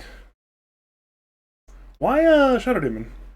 Is it the anti-Mars tech, or what's the idea behind the Shadow Demon here? Seconds remaining. That's basically it. I don't really think it's 5 got seconds a meaningful purpose other than anti-Shadow Demon. Is this the team that would pick mid-Shadow Demon in some games? Maybe I'm making that up. I'll look it up right now. I don't remember it, but I think... No way. There's no way Breezy Jar played that. He likes playing Spirit Heroes and Puck, right? Isn't that his pull? It is, but Shadow Demon's basically a spirit hero, right? Right? Interesting thesis. Can you care to explain more? Oh no, I don't think I can. I think if I do, I'm going to embarrass myself even further. Alright, so they have 2 picks of Shadow Demon. They've both been 5. So is that a 4 snap? Probably, yeah. Radiant team. Well, it's a back-to-back Dawnbreaker game. They have snap picked some heroes to fast ET into Dawnbreaker into Necrophos. Both teams are sure what they want right now. The Necro pick is great against the Dawnbreaker, I believe. I think that is the counter pick. Yeah, And I think they just slammed it. They saw the Dawnbreaker, and they're like, okay, we can slam this, and that was pretty much all that mattered there. I don't think it's nearly as good as of a Dawnbreaker game, that's for certain. And this Necro pick, like I can already tell that Ultra's like, ugh, Necro. He's like complaining about it, for sure. And carriers don't really like solving for Necro, and that's all they have left to solve with, if that makes sense. They do have like the chain stun to deal with a Necro, but so that means that Ultra doesn't have to do too much. Like if they can like do these chain stuns, and like Shadow Demon's not there to save, or Pango's not there to disrupt it, then I think Necro can die. But otherwise, it feels fairly unanswered. This is I think it was a good pick from Dire because I think it's winning into their comfort. I mean, I'm assuming they like Necro because they have that like Monka Necro picture as their their banners, and it's definitely if they won against Dawnbreaker, they're feeling good. I don't even know what Ultra I don't even want to play this game into Necro though. Like, most carries are not that good into Necro. I could see him just playing Gyro again. I like it kind of, but I think this game is a lot easier for Dire to kite around Gyro. Interesting. Yeah, that's a good hero. I suggested Drow kind of for the same reason, just a ranged hero that like isn't going to get wrecked by Pango and can deal with the Necro kind of from a distance. Drow does that kind of same thing, and the silence is a great tool. 5 seconds remaining. You like Dire to trap like a Slark, right? A Slark could be interesting. Not sure. It really depends on what their comfort hero is here. I think they're just going to lean into comfort because they're down a game. But certainly a melee hero that can get on top of Drow. I am quite sure Smiley's comfortable on Slark.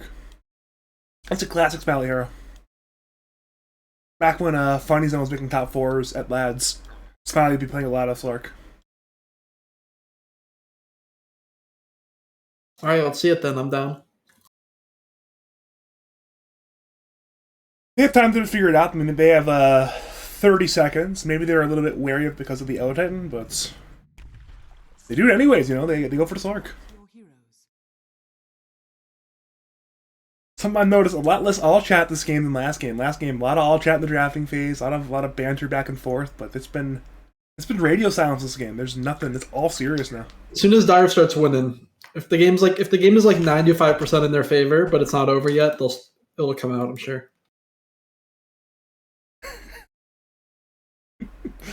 I mean, that would do it. Dude, this ET's fist. Look at that. Oh my, that is big hand.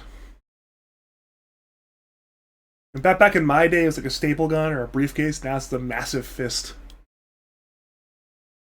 Thanos. 10 seconds remaining. There's some very cool cosmetics this game. I like Filski's Mars set a lot.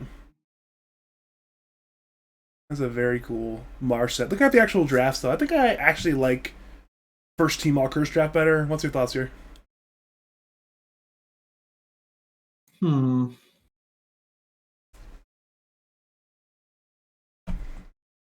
don't know. I think this Necro is gonna have a good game and surprise me, and then I'm feeling like Dire's gonna do well. But I could see like Radiant Draft is like very straightforward. You group and you chain stun people and you kill them with Drow in the backline. You take Roche, you take objectives, try to go high ground. The way Dire fights is much more confusing to me. Like, who's starting fights on Dire? Is the Shadow Demon running in, or is the Pango gonna like start with roll, which isn't like super reliable? Yeah, I was gonna say Blink Pangolier, right? Yeah. I know it's not great, but they don't have any other options really, unless they have like a Swift Blink on Slark or Shadowblade on Slark. But Shadowblade Slark is not reliable at all. I think like Dire just taking scrappy fights and winning them, and then like killing people and going high ground is a completely viable way to win. But I don't see them like having a very clean way to start a fight into Radiant's 5-man. Like if Radiant's ahead and going high ground, I think it's a lot harder for Dire to stay in the game as opposed to last game. I see. If you So are just lanes need to go well. Sorry, lanes need to go well. If you are just joining us, welcome to game number 2 of no ban players who won game 1, taking on first team all cursed on the Dire. It is a must-win game for first team all cursed. My name is Badger. I am joined by the 2-time last champ Sasquatch, and hopefully we're in for a good time here. I mean, the game was pretty fun, so hopefully the game 2 also is fun.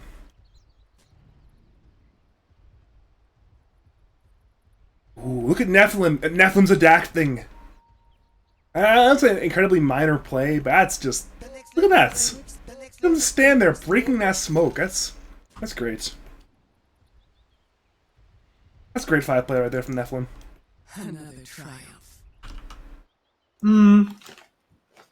The ideal situation would be the ward is dropped, though. And you get to de-ward it. I mean, maybe you are on a another plane of existence than be a Nephilim, because I'm on Nephilim's plane of existence, and I agree with that play. But I think you're just better than both of us at 5. I'm just saying that Jotunheimer made a good play themselves by not dropping that ward, and like because of that, it's kind of the ward didn't get down, but no resources lost really, except for that initial smoke. He just blocks another camp and says, like, all right, I'll block this small camp. Why not? You can't block this small camp. I'll go block that small camp.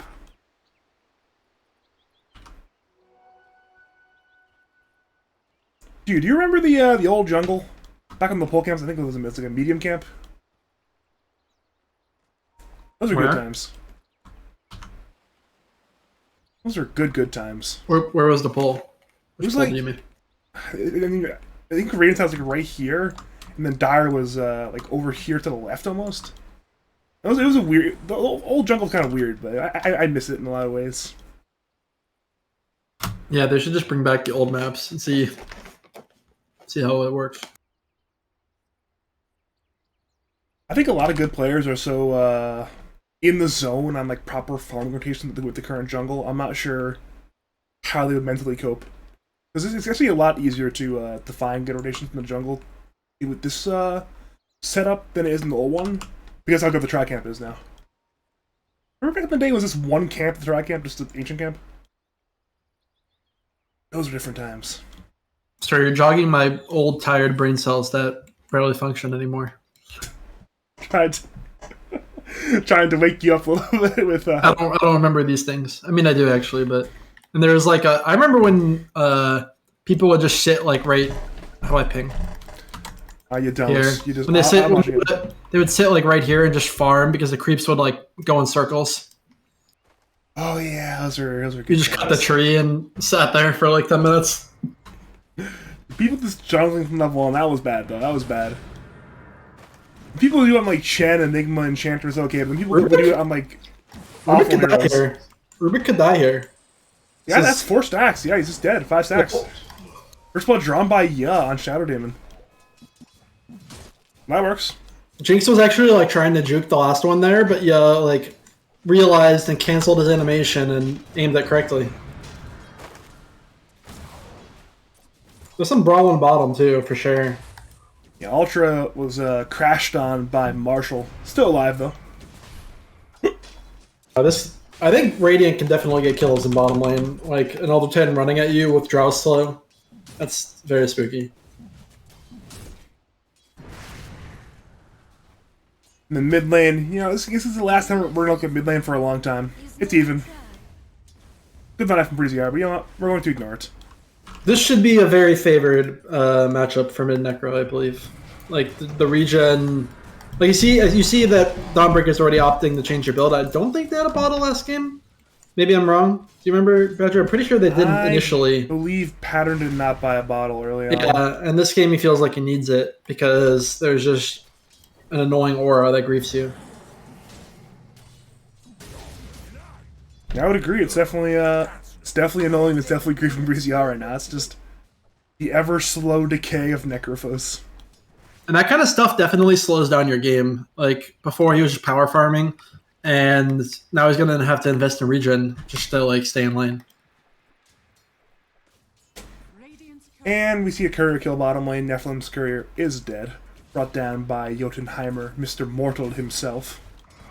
In mid lane, Pattern takes a lot of damage there. It's great trading from Breezy R as he gets rolls in that Death Pulse. Yeah, and he actually missed one of the death pulses too, so it could have even been worse. Bottom, I think a kill will happen here. Alright, somebody definitely will die. Nephilim is trading. Marshall is low. Marshall kills Nephilim. But Ultra Gunner with the multi-shot gets a counter kill. Ends up being a 1-for-1 trade there. Somehow my brain did not recognize what was going on bottom lane initially. But it worked out. Ends up being a 1-for-1 trade. Pangolier for ET. Ultra Gunner. Very happy, I'm sure. Say a big last hit for Smiley. It ends up getting it in the creep. That is a lot of gold there. A much needed last hit. Pattern's doing a good job of just shoving the wave out all the time so that he's like not landing against Necro as long as possible. Now going for a rune steal. Big fan. It's like, you know what? I don't want to be in this lane. I'll just grab my bounty, then their bounty. It's better than being in this lane. He would take the small camp if it was there too, I think. Alas, it's already been taken by the Breezer himself. And bot lane again, Ultra Gunner is low. It's once again a large trade. Radiant, though, try to run at the Snapfire, but he's a little bit too fast. That courier dead. That courier is dead.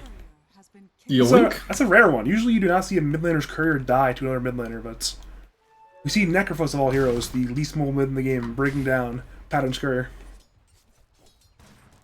That could be annoying because if he has to burst to self, he's going to be out of regen. Smiley's died. Filsky destroyed him there with the Rebuke and the Spear. Add in the Fade Bolt damage, and he went from above half HP to dead in a matter of no time at all.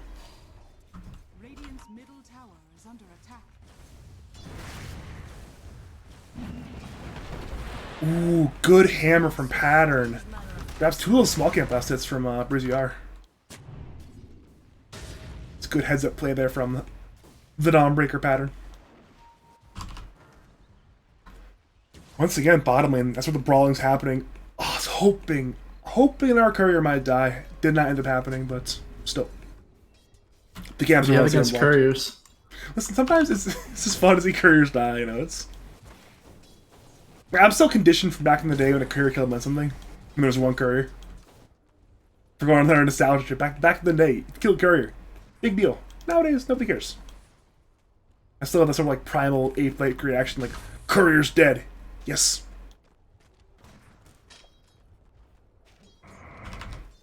Bottom lane, Mortal might be in danger right now. It's being run at multi-shot of Ultra Gunner. Well, the Snapfire will walk away. Marshall actually tanked a few of those multi-shot arrows to keep him alive. Not sure if it was needed, but it certainly did work. Alright, so elephant in the room is, what's the plan for Dire to stop this drop and have a good game? She's having a relatively good lane, and it's not going to get any worse anytime soon. That's a good question. I think they just need to keep securing their lanes as best they can, but Slark and Pingo certainly well behind the Drow and Mars at this point. I believe Nephilim is dead. Breezy R is running down the other Titan. One more Death Bolt into Scythe will certainly be enough. Yeah, it's a level 3 hero in the grave for 33 seconds. Poor Nephilim. Well, that's an invisible back. That's even a longer death next time, then. That's true. Man, why am I dead for 40 seconds? I'm level 4. Oh, wait, I bought back.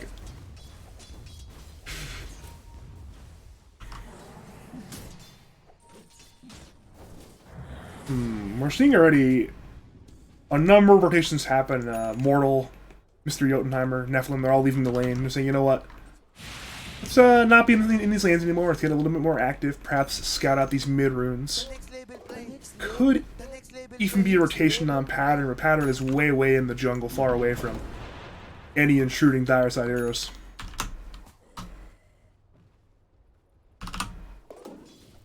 He's just farming. And that's the goal. I mean, he's got a lot of last hits. A lot of them are small creeps, but it's never bad to have 65 last hits at 7 minutes.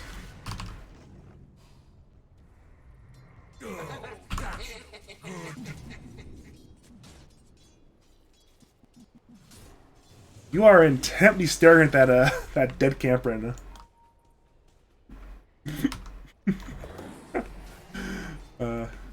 Mystic Grease being alive. Lamenting their death. Speaking of things that matter, though, it's what do you build on Sark's game? It's like a Silver Edge game. Let's say like a Basher type game. You build stats. What is the plan here for Smiley to have some game impact? Well, the question is just how long you delay your BKB. I could see him going for either an Ags, which lets you jump out of the Mars ult really easily, or just going for like a standard Silver Edge kind of build. But then maybe, the question is, you opt for a BKB after that, or you go for like an SNY or a Scotty or something else. I think Silver Edge or Ags, depending on his preference, both make sense. I'm trying to think of how much time he has before Drow's really online. Top lane, Filski is in danger. Scythe is up. Scythe will be used, though, to heal from Pattern, keeping Filski alive. The Scythe did not kill. Breezy R tanks that Starbreaker, and Breezy R, who went with the rotation on the Necrophos, ends up going down to the combination. As it happens, it is Nephilim who dies solo bot lane. That's an absolutely fantastic trade for the side of no-ban players. Necro ganking where the Slark is, it's just always going to be a hard kill. Ooh, good pounce and Smiley. Yeah, it's Sean. Gets away from the danger, and Filski really wanted that kill, but ever too late on the arena, or perhaps ever too early on the pounce. Means no kill in that case. Speaking of Necrophos ganking Sark's lane, we're seeing Necrophos once again ganking Sark's lane. Both games this Slark is just down bad though. Like, look at him. It's like just turning level 6. His Necro's level 9, the Drow's level 8. He's just having a rough... I mean, look at his net worth is almost kind of in the same spot too as last time. Yeah, it's once again 6th in net worth. The problem is, at least last game, his Furion was pretty incredibly farmed. And this game, his Furion is a Pangolier, who was not very farmed. Pattern has a rotation, finds Marshall and Jotunheimer, though both of them actually get away. Pattern splits the wickets on that one, and both of them walk away from the Dawnbreaker.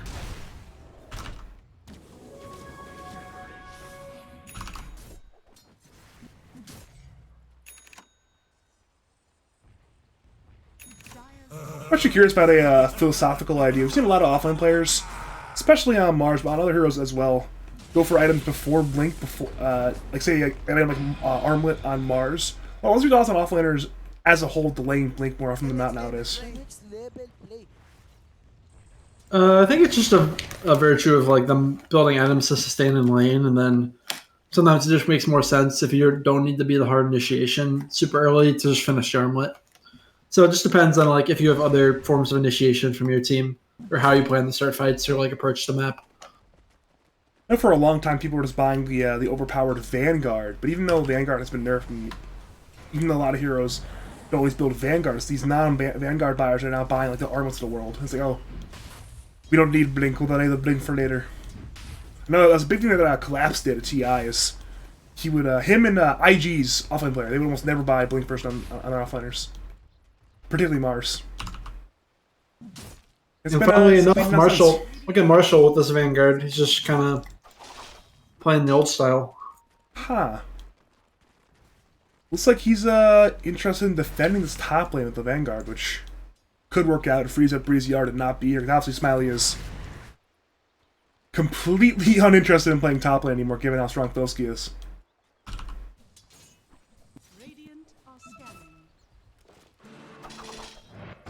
Well, they're moving up to Filski. The roll is there. Breezy R has Scythe. Kisses are popped. Filski low. Filski dives to Scythe. And now head. We actually with a stolen roll to try to get away here. Jinx is how does a cube roll like that? I'm not entirely sure if the result is the same. Jinx gets away. But they lose their big Mars. Filski in the grave still for half a minute. Certainly a good kill on Mars.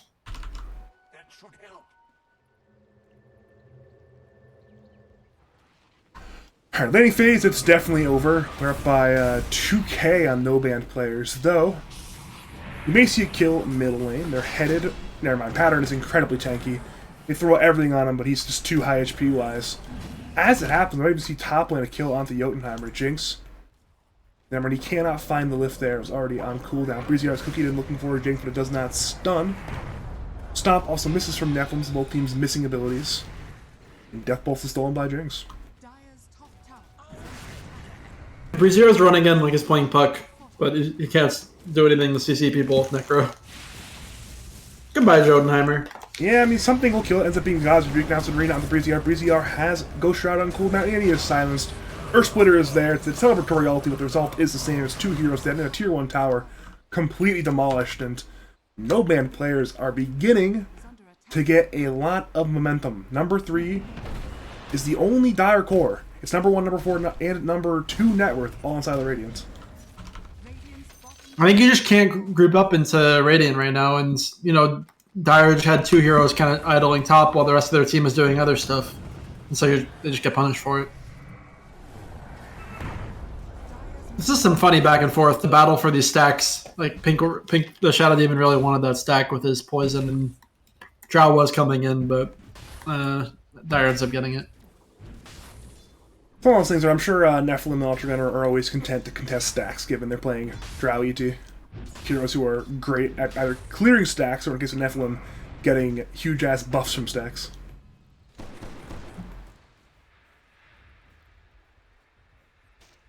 I think Dire's just kind of running away with 2 heroes AFK farming again, because Dire doesn't win their lanes, or they draft too weak of lanes, and subsequently we have a Dawnbreaker AFK farming. Oh, no. We have the Slark getting ganked, but he's okay.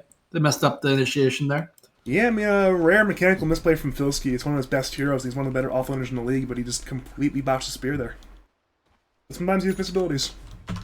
Should definitely be starting with Rubik Lift anyway, though, against the Slark.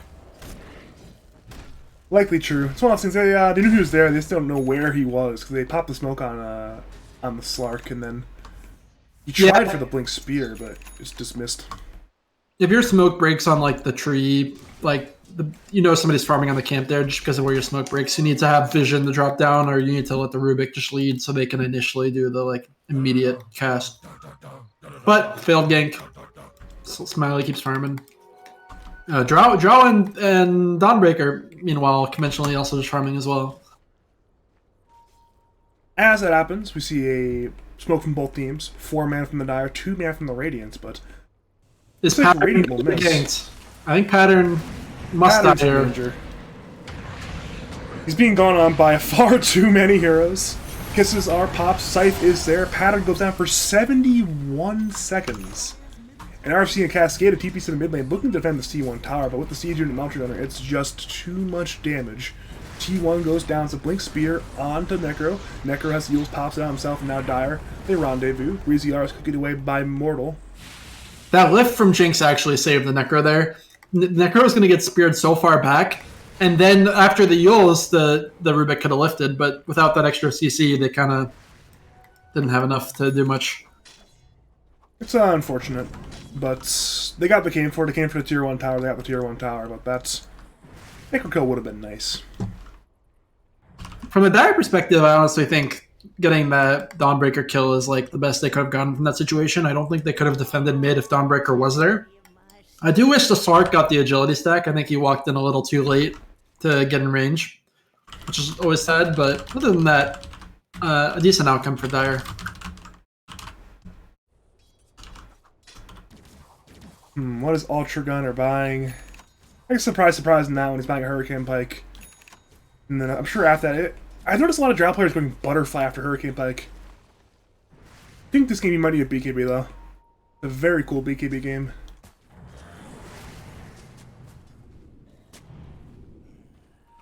Drow is being seen, yeah. Drow I think is in trouble here. There's a huge kill when they get it. It's not if, it's when at this point. He's completely alone. Disruption. Into the right clicks. Is there a cancel for the TP? Yes, there is. Yules comes out from Breezy R. In comes Pattern looking to save his Drow. Drow is still in severe danger. The splitter comes in, hitting onto 2. Ultra Gunner dead. It's trade for Yud. Now it's on a 2-man arena from Filsky. Both in the arena do die. Now Smart's trying to roll away, but he's in a 1v4. In comes Smiley, trying to rendezvous, but still a 2v4. Blitz comes out onto Marshall. Marshall tries to go at the south buckle. Once again, Marshall is being hunted down. Marshall is slow. Rebuke the spear, bring down Marshall. It's a triple kill for Filsky. And they got what they came for. They got the Drow Ranger, but it was at severe cost. Radiant was quick to respond, and they get all these extra kills. because Dio commits fully for the draw. Did they need the disruption there from Shadow Demon, or I feel like they didn't. Yeah, you don't usually want to disrupt when you're going in because that just delays things by so much. I'm not really sure. It was a nearly 3 seconds where Dire could not hit, and that's 3 more seconds for Radiant to respond. Yep. Maybe they need time to gap close, but I feel like they didn't. Thought they were good. Would have to rewatch for sure, but yeah, usually when you're trying to burst somebody, you don't want to disrupt them. But it can be tough sometimes to make that call, so you have to look close. Here's another jump. He gets a 4-man gank on Filski, wraparound gank from the river. Filski, it's half HP, still trying to run away. Roll comes out from Marshall. Filski is still stunned. Filski with the scythe and will go down for 70 seconds. And now Dire look for more to stun on the Jinx and look for Nephilim. Jinx steals roll, rolls away. Meanwhile, Pattern Zules in the air. In comes Pattern. Big man team fight. Toadbreaker stuns onto from a 2-man stomp from Nephilim. Breezy Marshall both dead now. Dire, they're the ones who are on the run. It's both supports trying to juke Ya. Being gone on by 3 off the top. Brings down Ya over to Jotunheimer. He gets away from Nephilim, but it's still a 3-for-1 trade in favor of the side of no banned players. Dawnbreaker can look so dumb sometimes when you just get these like Starbreakers on like 2 heroes and they both just die instantly. And that's what So much the damage. Necro and the friend of Necro, I think it was Pango, just both got shredded. It's her attack plus bonus damage, so that's a lot of damage. My lord. Yeah, and she's got a Desolator. Dire's middle tower It's just a lot of damage. Well, I'm beginning to get a little bit concerned. Correction, I am moderately concerned for first team all curse. What's the play here if you're first team all curse to go from this losing position to a more even one?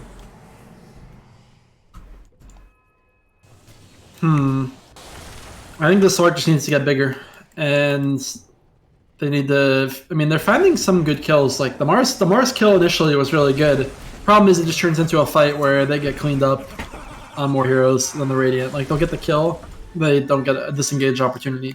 And the problem in the fights is 2 fights in a row, they found one good target and then just lost a bunch of heroes. And after I think that was in trouble. Radiant, they Radiant onto Breezy R, in comes Splitter. It might hit, it will miss actually, but the Solar Guardian comes in, brings down Breezy R, and Ultra Gunner looks for Smiley to keep his way in time, but that's a Necrophos in the grave. Yeah, he's just getting chain stunned, and that's what they need to kill him. And like the Yules does not protect him there. Like what does he do? He uses the Mars and he can't leave the arena. And if he uses himself, he'll just get speared at the end of it anyway. So it's just a really hard situation to deal with. Well, you mentioned it in the draft, it's a pretty obvious gameplay for no-ban players.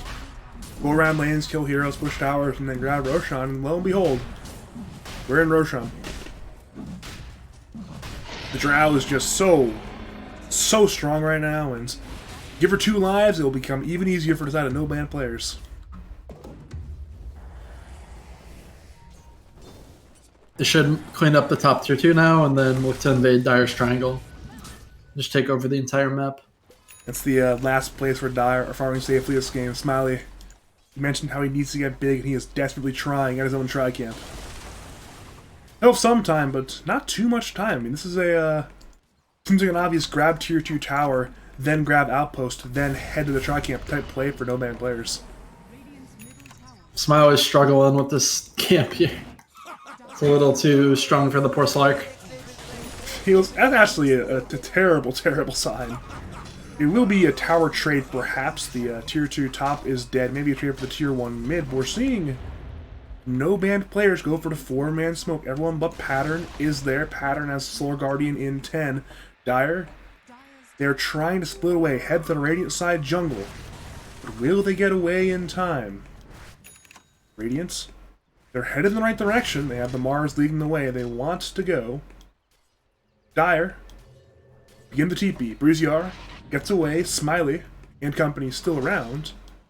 And Marshall shows on the bottom lane. This could be a disaster. So Blink Spear onto Marshall. Ya nearby. In comes the 2-man silence though. Shadow Demon is still in this. Marshall goes down. They do not have detection for Ya. Meanwhile, Mortal cookies away. Multi-shot. and Spear both off the mark. Mortal gets away. Bit unfortunate coordination there from the side of no band players, but they do get the Aegis, the Tower, the Outpost, and a Pangolier kill, so it's pretty good. Dire's middle tower is under attack. It's a no band players team. They've really come into their own in playoffs. Were they struggling before? They had a pretty mediocre regular season. I mean, they got 5th place in their group, which is not bad, obviously, but you would expect a team with these players to do better 5th in their group. And then in playoffs, they've been very, very good. I don't think they've lost one game all playoffs, if I'm correct. But they've been absolutely crushing it on a loser's run right now. They're currently, if they win this game, going to top 4, which is 3 series in a row won. But honestly, no. I mean, it's first team all Crystal changed that. It's a roll looking for Ultra Gunner. Ultra Gunner has 2 lives. Marshall rolls up, but the roll is stolen by Jinx. Marshall hunts, finds Jinx, but Jinx rolls up in time! Now it's Breezy-R and Marshall in the arena. Marshall gets away, Breezy-R still being targeted. Earth Splitter comes in, Marshall dead, Breezy-R still being focused. Breezy-R tries to lift, sights on the Jinx. Jinx will go down as the trade for 2 cores. As that happens, Pattern annihilates Ya on Shadow Demon. Another 3-for-1 trade. Aegis still an Ultra Gunner, and well, it's base hitting time. They could try to go high ground here, but the respawn timers on Dire are still pretty low. Looks like they're going to do it. They should be able to maybe get the tower. I think they can get the tower before Necro respawns. There will be some damage missed by Ultra by being on the low ground, but he's playing it safe, saying, you know what, I would rather be here than, say, here, which is a little bit closer to Dire in their Dota 2 champions. Yeah, I think back off. I think all of Radiant could have been like hitting the tower, but maybe they were just afraid of like a mass buyback kind of situation. But again, it's so early in the game that usually Dire wouldn't be like carrying mass buybacks at this point. That being said, playing it safe and keeping the Aegis is always a viable play. They have 1 minute left. Getting the tier 2 mid, I think, is the next logical step. Hope like if Dire fights them outside of base, that's pretty much ideal for Radiant. They're already there. They've grabbed that tier 2 tower. They still have a bit under a minute left. They can still go if they want to. And they're running at heroes. We're seeing, They see Necro. They see him. They see Necro. We are seeing Pad look from the backlines. Marshall rolls up looking for Mars. Mars is stunned. Breezy-R jukes, but he's now actually going after Elder Titan. This is a chaotic fight right now. And Radiant, they collapse on the Breezy-R. Breezy-R, Dire to start breaking up the arena certainly is good enough to bring him down. He will go down. It makes a lot of space for Smiley, who was farming a lot of creeps, but now in comes Filsky looking to ruin Smiley's day. Filsky has Spear and Rebuke. Smiley tries to escape. He leaps away. Filsky has Blink in 2. And she finds Smiley, but Smiley's a little bit too fast, it appears. He just expires. Smiley gets away, and despite some mishaps, it's another day where no band players win the fight. I mean, Breezy's just kind of playing Necro like he's Puck or something, like blinking away, running away. That's how he plays. That's how he plays every game, though. It doesn't matter what hero he's playing. It's the Breezy-R experience. I'll just say that I don't think Necro suits the style as well as Puck does. Yeah, you said in the draft, you know, Puck, Spirits, probably a good idea. Necro, not expected. And I was like, I was defending the pick. Turns out, possibly not a good idea for Breezy-R. Turns out the expert analyst Sasquatch may have been right.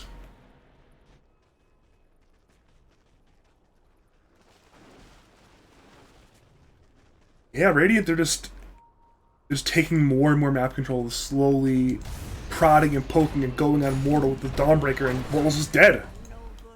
I mean, the problem here again is that they have 2 cores that scale, and it's just a Slark and a Necro. Like, the Necro does not scale like a Dawnbreaker does, or Drow. But, and the Slark is just like, how am I going to 1v2 these people, no matter how farmed I get? Appears to be, not working. We can tell Smiley, he's farming better now, but he's still far behind both Dawnbreaker and Drow in farm, let alone his other cores who are behind the Mars in farm. It's just It's just not working. We're seeing Smiley being gone on by Filski. Once again, Smiley. Easy gets away. As that happens, Ultra gonna go on Marshall, and this is Pop Marshall. Pops the roll up and the blink gets away. As that happens. Never mind, Nephilim is fine. Thought that Dire were jumping him. They did not. And they find Pattern with the Blink Yules from Breezy R. Pattern pops BKB, smacks Breezy R around a bit, now TP's away. As that happens, the rendezvous from no band players, but they get distracted by Smiley. They do not collapse from the Tri-Camp, and as a result, both the Tri-Camp and Smiley get away. That's a man Smiley fight, versus Ultra Drow. and Smiley, but Smiley not having a good time with that one. Filski actually looked for the arena but could not get in range in time. Marshall now rolls, looks for Filski. Filski pops BKB, we're seeing advancement there onto the Drow Ranger. Filski once again manifests with Smiley. Smiley low Solar Guardian comes in from Pattern looking for Smiley. Jinx gets away for now, and now it's Breezy Yard jumps into the back. Now it's Jinx low. Jinx has a lift onto the Necrophos. Necrophos still alive. Rubik not alive. As that happens, Patterns there in the backlines brings down Mortal. Meanwhile, it's Yard and Breezy Yard heading to Pattern. Patterns on the run. Has BKB on cooldown. Banishment is there, but Radiant fight around him. Multi-shot, stomp, all come in. Pattern destroy Shadow Demon Scythe. It's not enough damage to Glimmer Cape. Now Filski heads to Mars. Breezy Yard once again in the middle of 4. Breezy Yard gets eviscerated. And now, with a stolen scythe on the hands of Jinx, they will certainly go high. They will certainly look to go high ground. Dire needs a long fight, and that was a longer fight than most of the ones they've had, but it needs to be much longer. Slark's just still not able to like commit in, and Dawnbreaker isn't gonna get killed unless you highly commit. So. Hey, don't look. Just don't. If I had to ask you how much permanent agility Slark has, how do you answer? Probably 2. It's 0. Unfortunate. He has 0. Well, he definitely could have had one bottom if he wasn't focused on the wave, but I mean, the permanent agility isn't like a huge game changer, but usually you want a few. It's usually a good like sort of bellwether though, where if you have permanent agility, you're having a good game, and he has none. Yep, maybe he can. I mean, Ultra's got BKB and Pike, but alright, he's just running. Okay. Yeah, not having the best game so far. But if they get like a really long fight and he just gets to clean up everyone, that's their comeback mechanism for sure. Definitely need to try to find some way to win that fight. I'm not quite sure how they'll do it, though, given they've been losing every fight, and given that no band players are about to grab their second Roshan of the game. They need to snipe somebody with Reaper Scythe, and they need to just have like a really long fight where Slark can tank some spells, leave the fight, come back with CDs on from Radiant. Even then, though, they've done a great job stopping Breezy R from doing exactly that. We saw in the last fight, Jinx was being hunted by Breezy R, kept the lift off in time, and Breezy R looked for a new target with Scythe, and the Glimmer Cape came out. Just kite him around constantly. Yeah, the Glimmer Cape from the support is definitely clutch for the Scythes.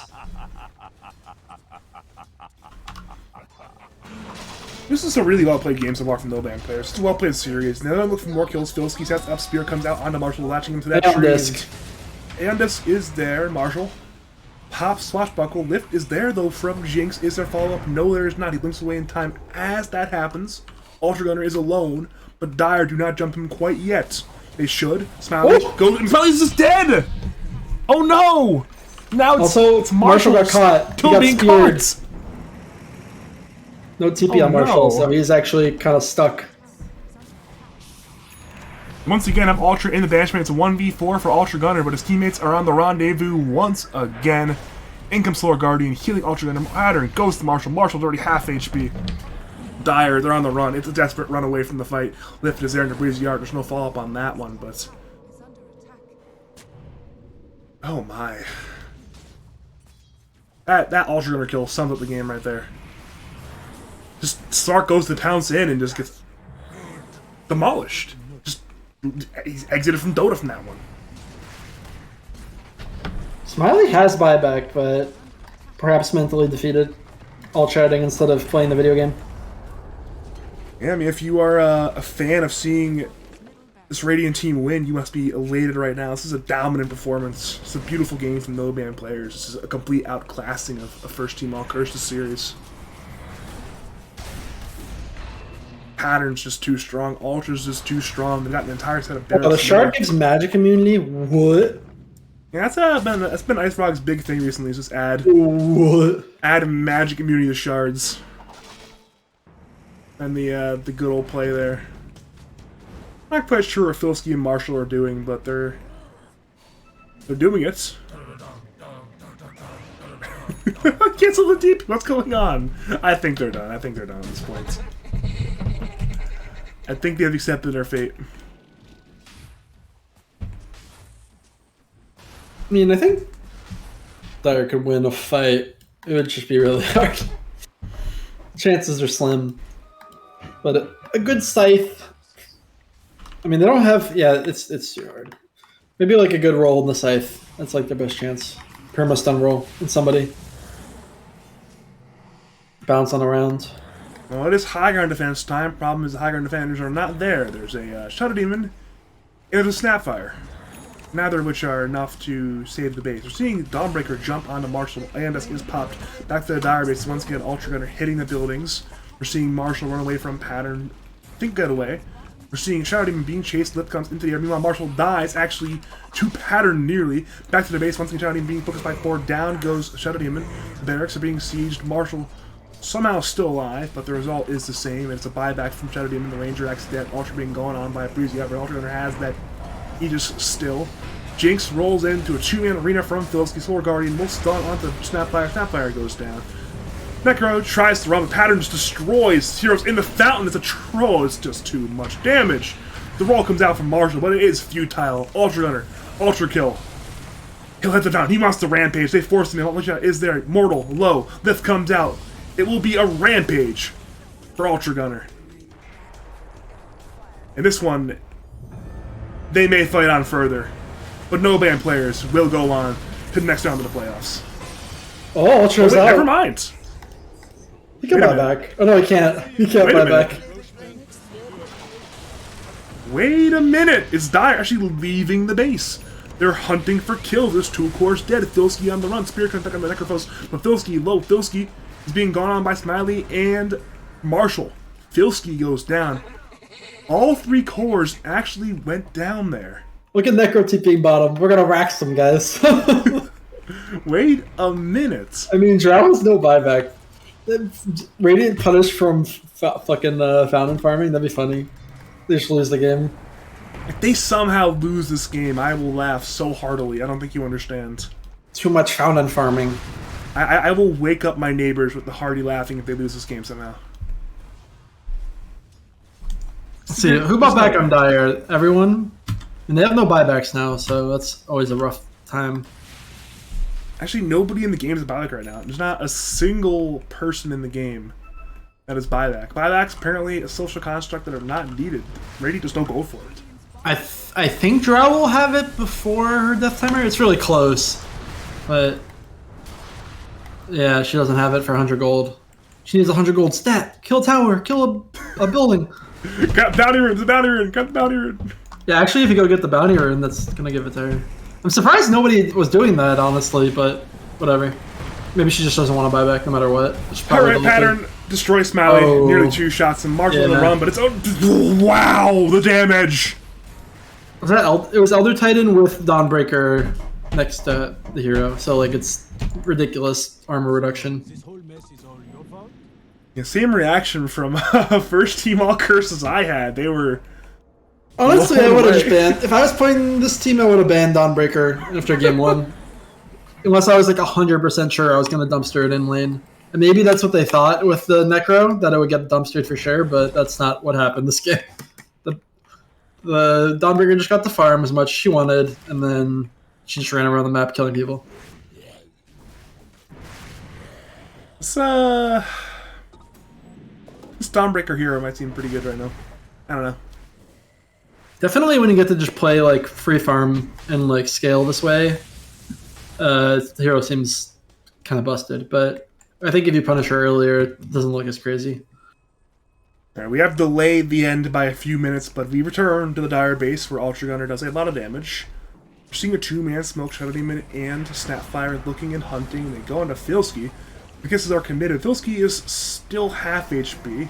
Breezy R could not find an angle to get the blink in the Scythen, and Polsky lives. Now 2 sets of barracks for the side of no-band players, and first team all cursed. It is back against the wall. If they lose this game, it's over. Their tournament life is done. They will end at 5th place. I should say tied for 5th place, but I digress. Ultra Gunner, he looks to be the hammer that puts the nail in the coffin. He goes for Mega Creeps. Radiant smoke behind him. Shadow Demon looks for the angle. Deception is there. Dire desperately try to defend, but they are barely damaging Ultra Gunner. He is completely fine.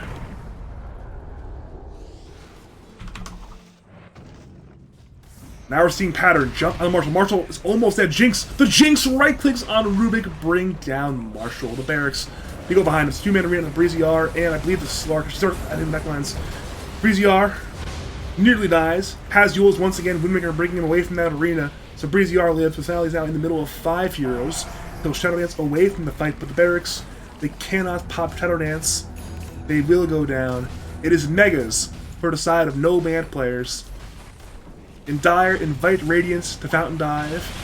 Banishment comes out, the Ultra Gunner into Breezy-R, jumping into the fight Pattern as they're doing so much damage. Smiley, low, Smiley still alive. Ultra Gunner actually kills Smiley. Ultra heads to the Snapfire. Snapfire is low. Snapfire goes down. Yub, the next target goes down as well as Breezy-R. The lone survivor in the fountain will die. But this game... Now this time, the fountain diving was not even enough to lose the game. Ultra's still alive. They refuse to call GG. They refuse to call it.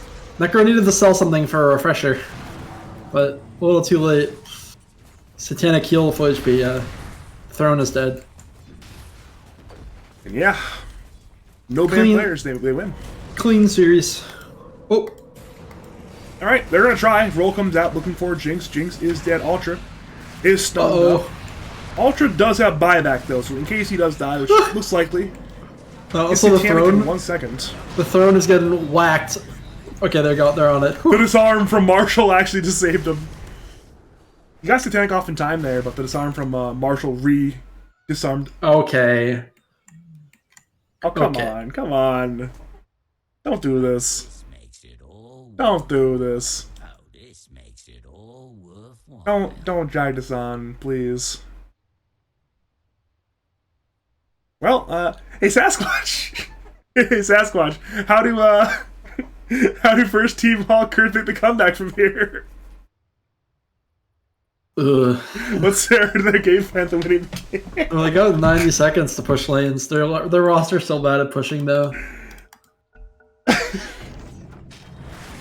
On the bright side, look at the Smiley. He has 1 permanent agility. That's up from earlier. It's a big increase. Yeah, if you think about it, it's an infinite increase. It's actually an infinite increase. He went from nothing to something. He has broken the laws of thermodynamics. Smiley did it too.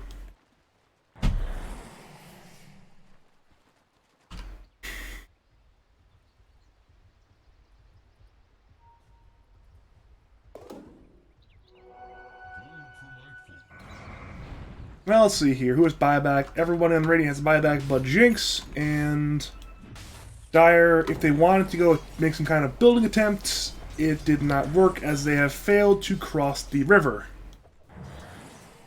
Literally.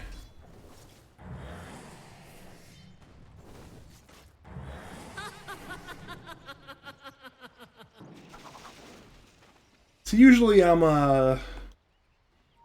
usually I have something of value to say, or at least like I try to get something out of you, but there's nothing to say at this point. There is literally nothing that can be said. This game is...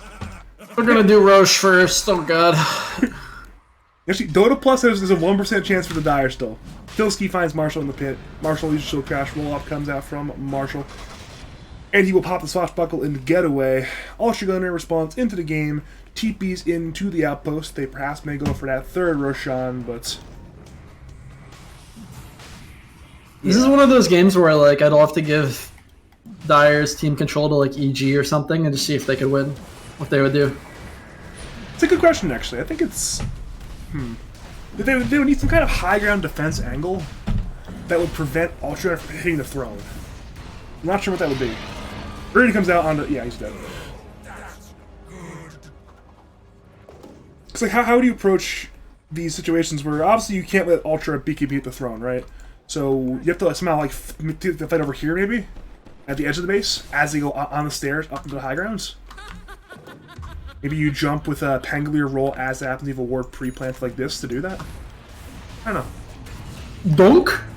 You see that dunk? Yeah, it's just nearly one shot there. Dunk! Oh, I missed. Marshall's rolling, they're trying. Earth Splitter is there hitting on the 2. Smiley BKBs tries to fight Filsky though. What is Shadow Demon doing? Oh my gosh, Shadow Demon blinked in and instantly died. So die back on Shadow Demon. Refresher Pingo.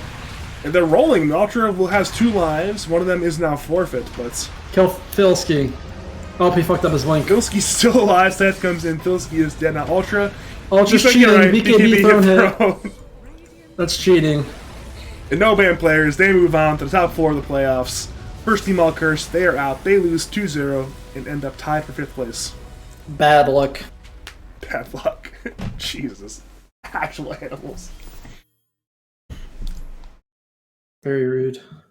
A little bit, but what can you do? Feels like no band players were the better team. You would agree with that sentiment, right? Yep. They just played better. At least that series. Thanks for having me, Badger. I gotta bounce, so I'm just gonna let you wrap things up, and I'm gonna dip right away. All right, then. Thank you, Sasquatch, for joining me. Have a great night, man. Yeah, see you.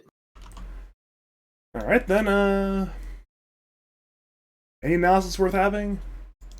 We have this graph. Nah, no analysis. My name is Badger. If you enjoyed my casting, I'm going to cast your games, cast your tournaments.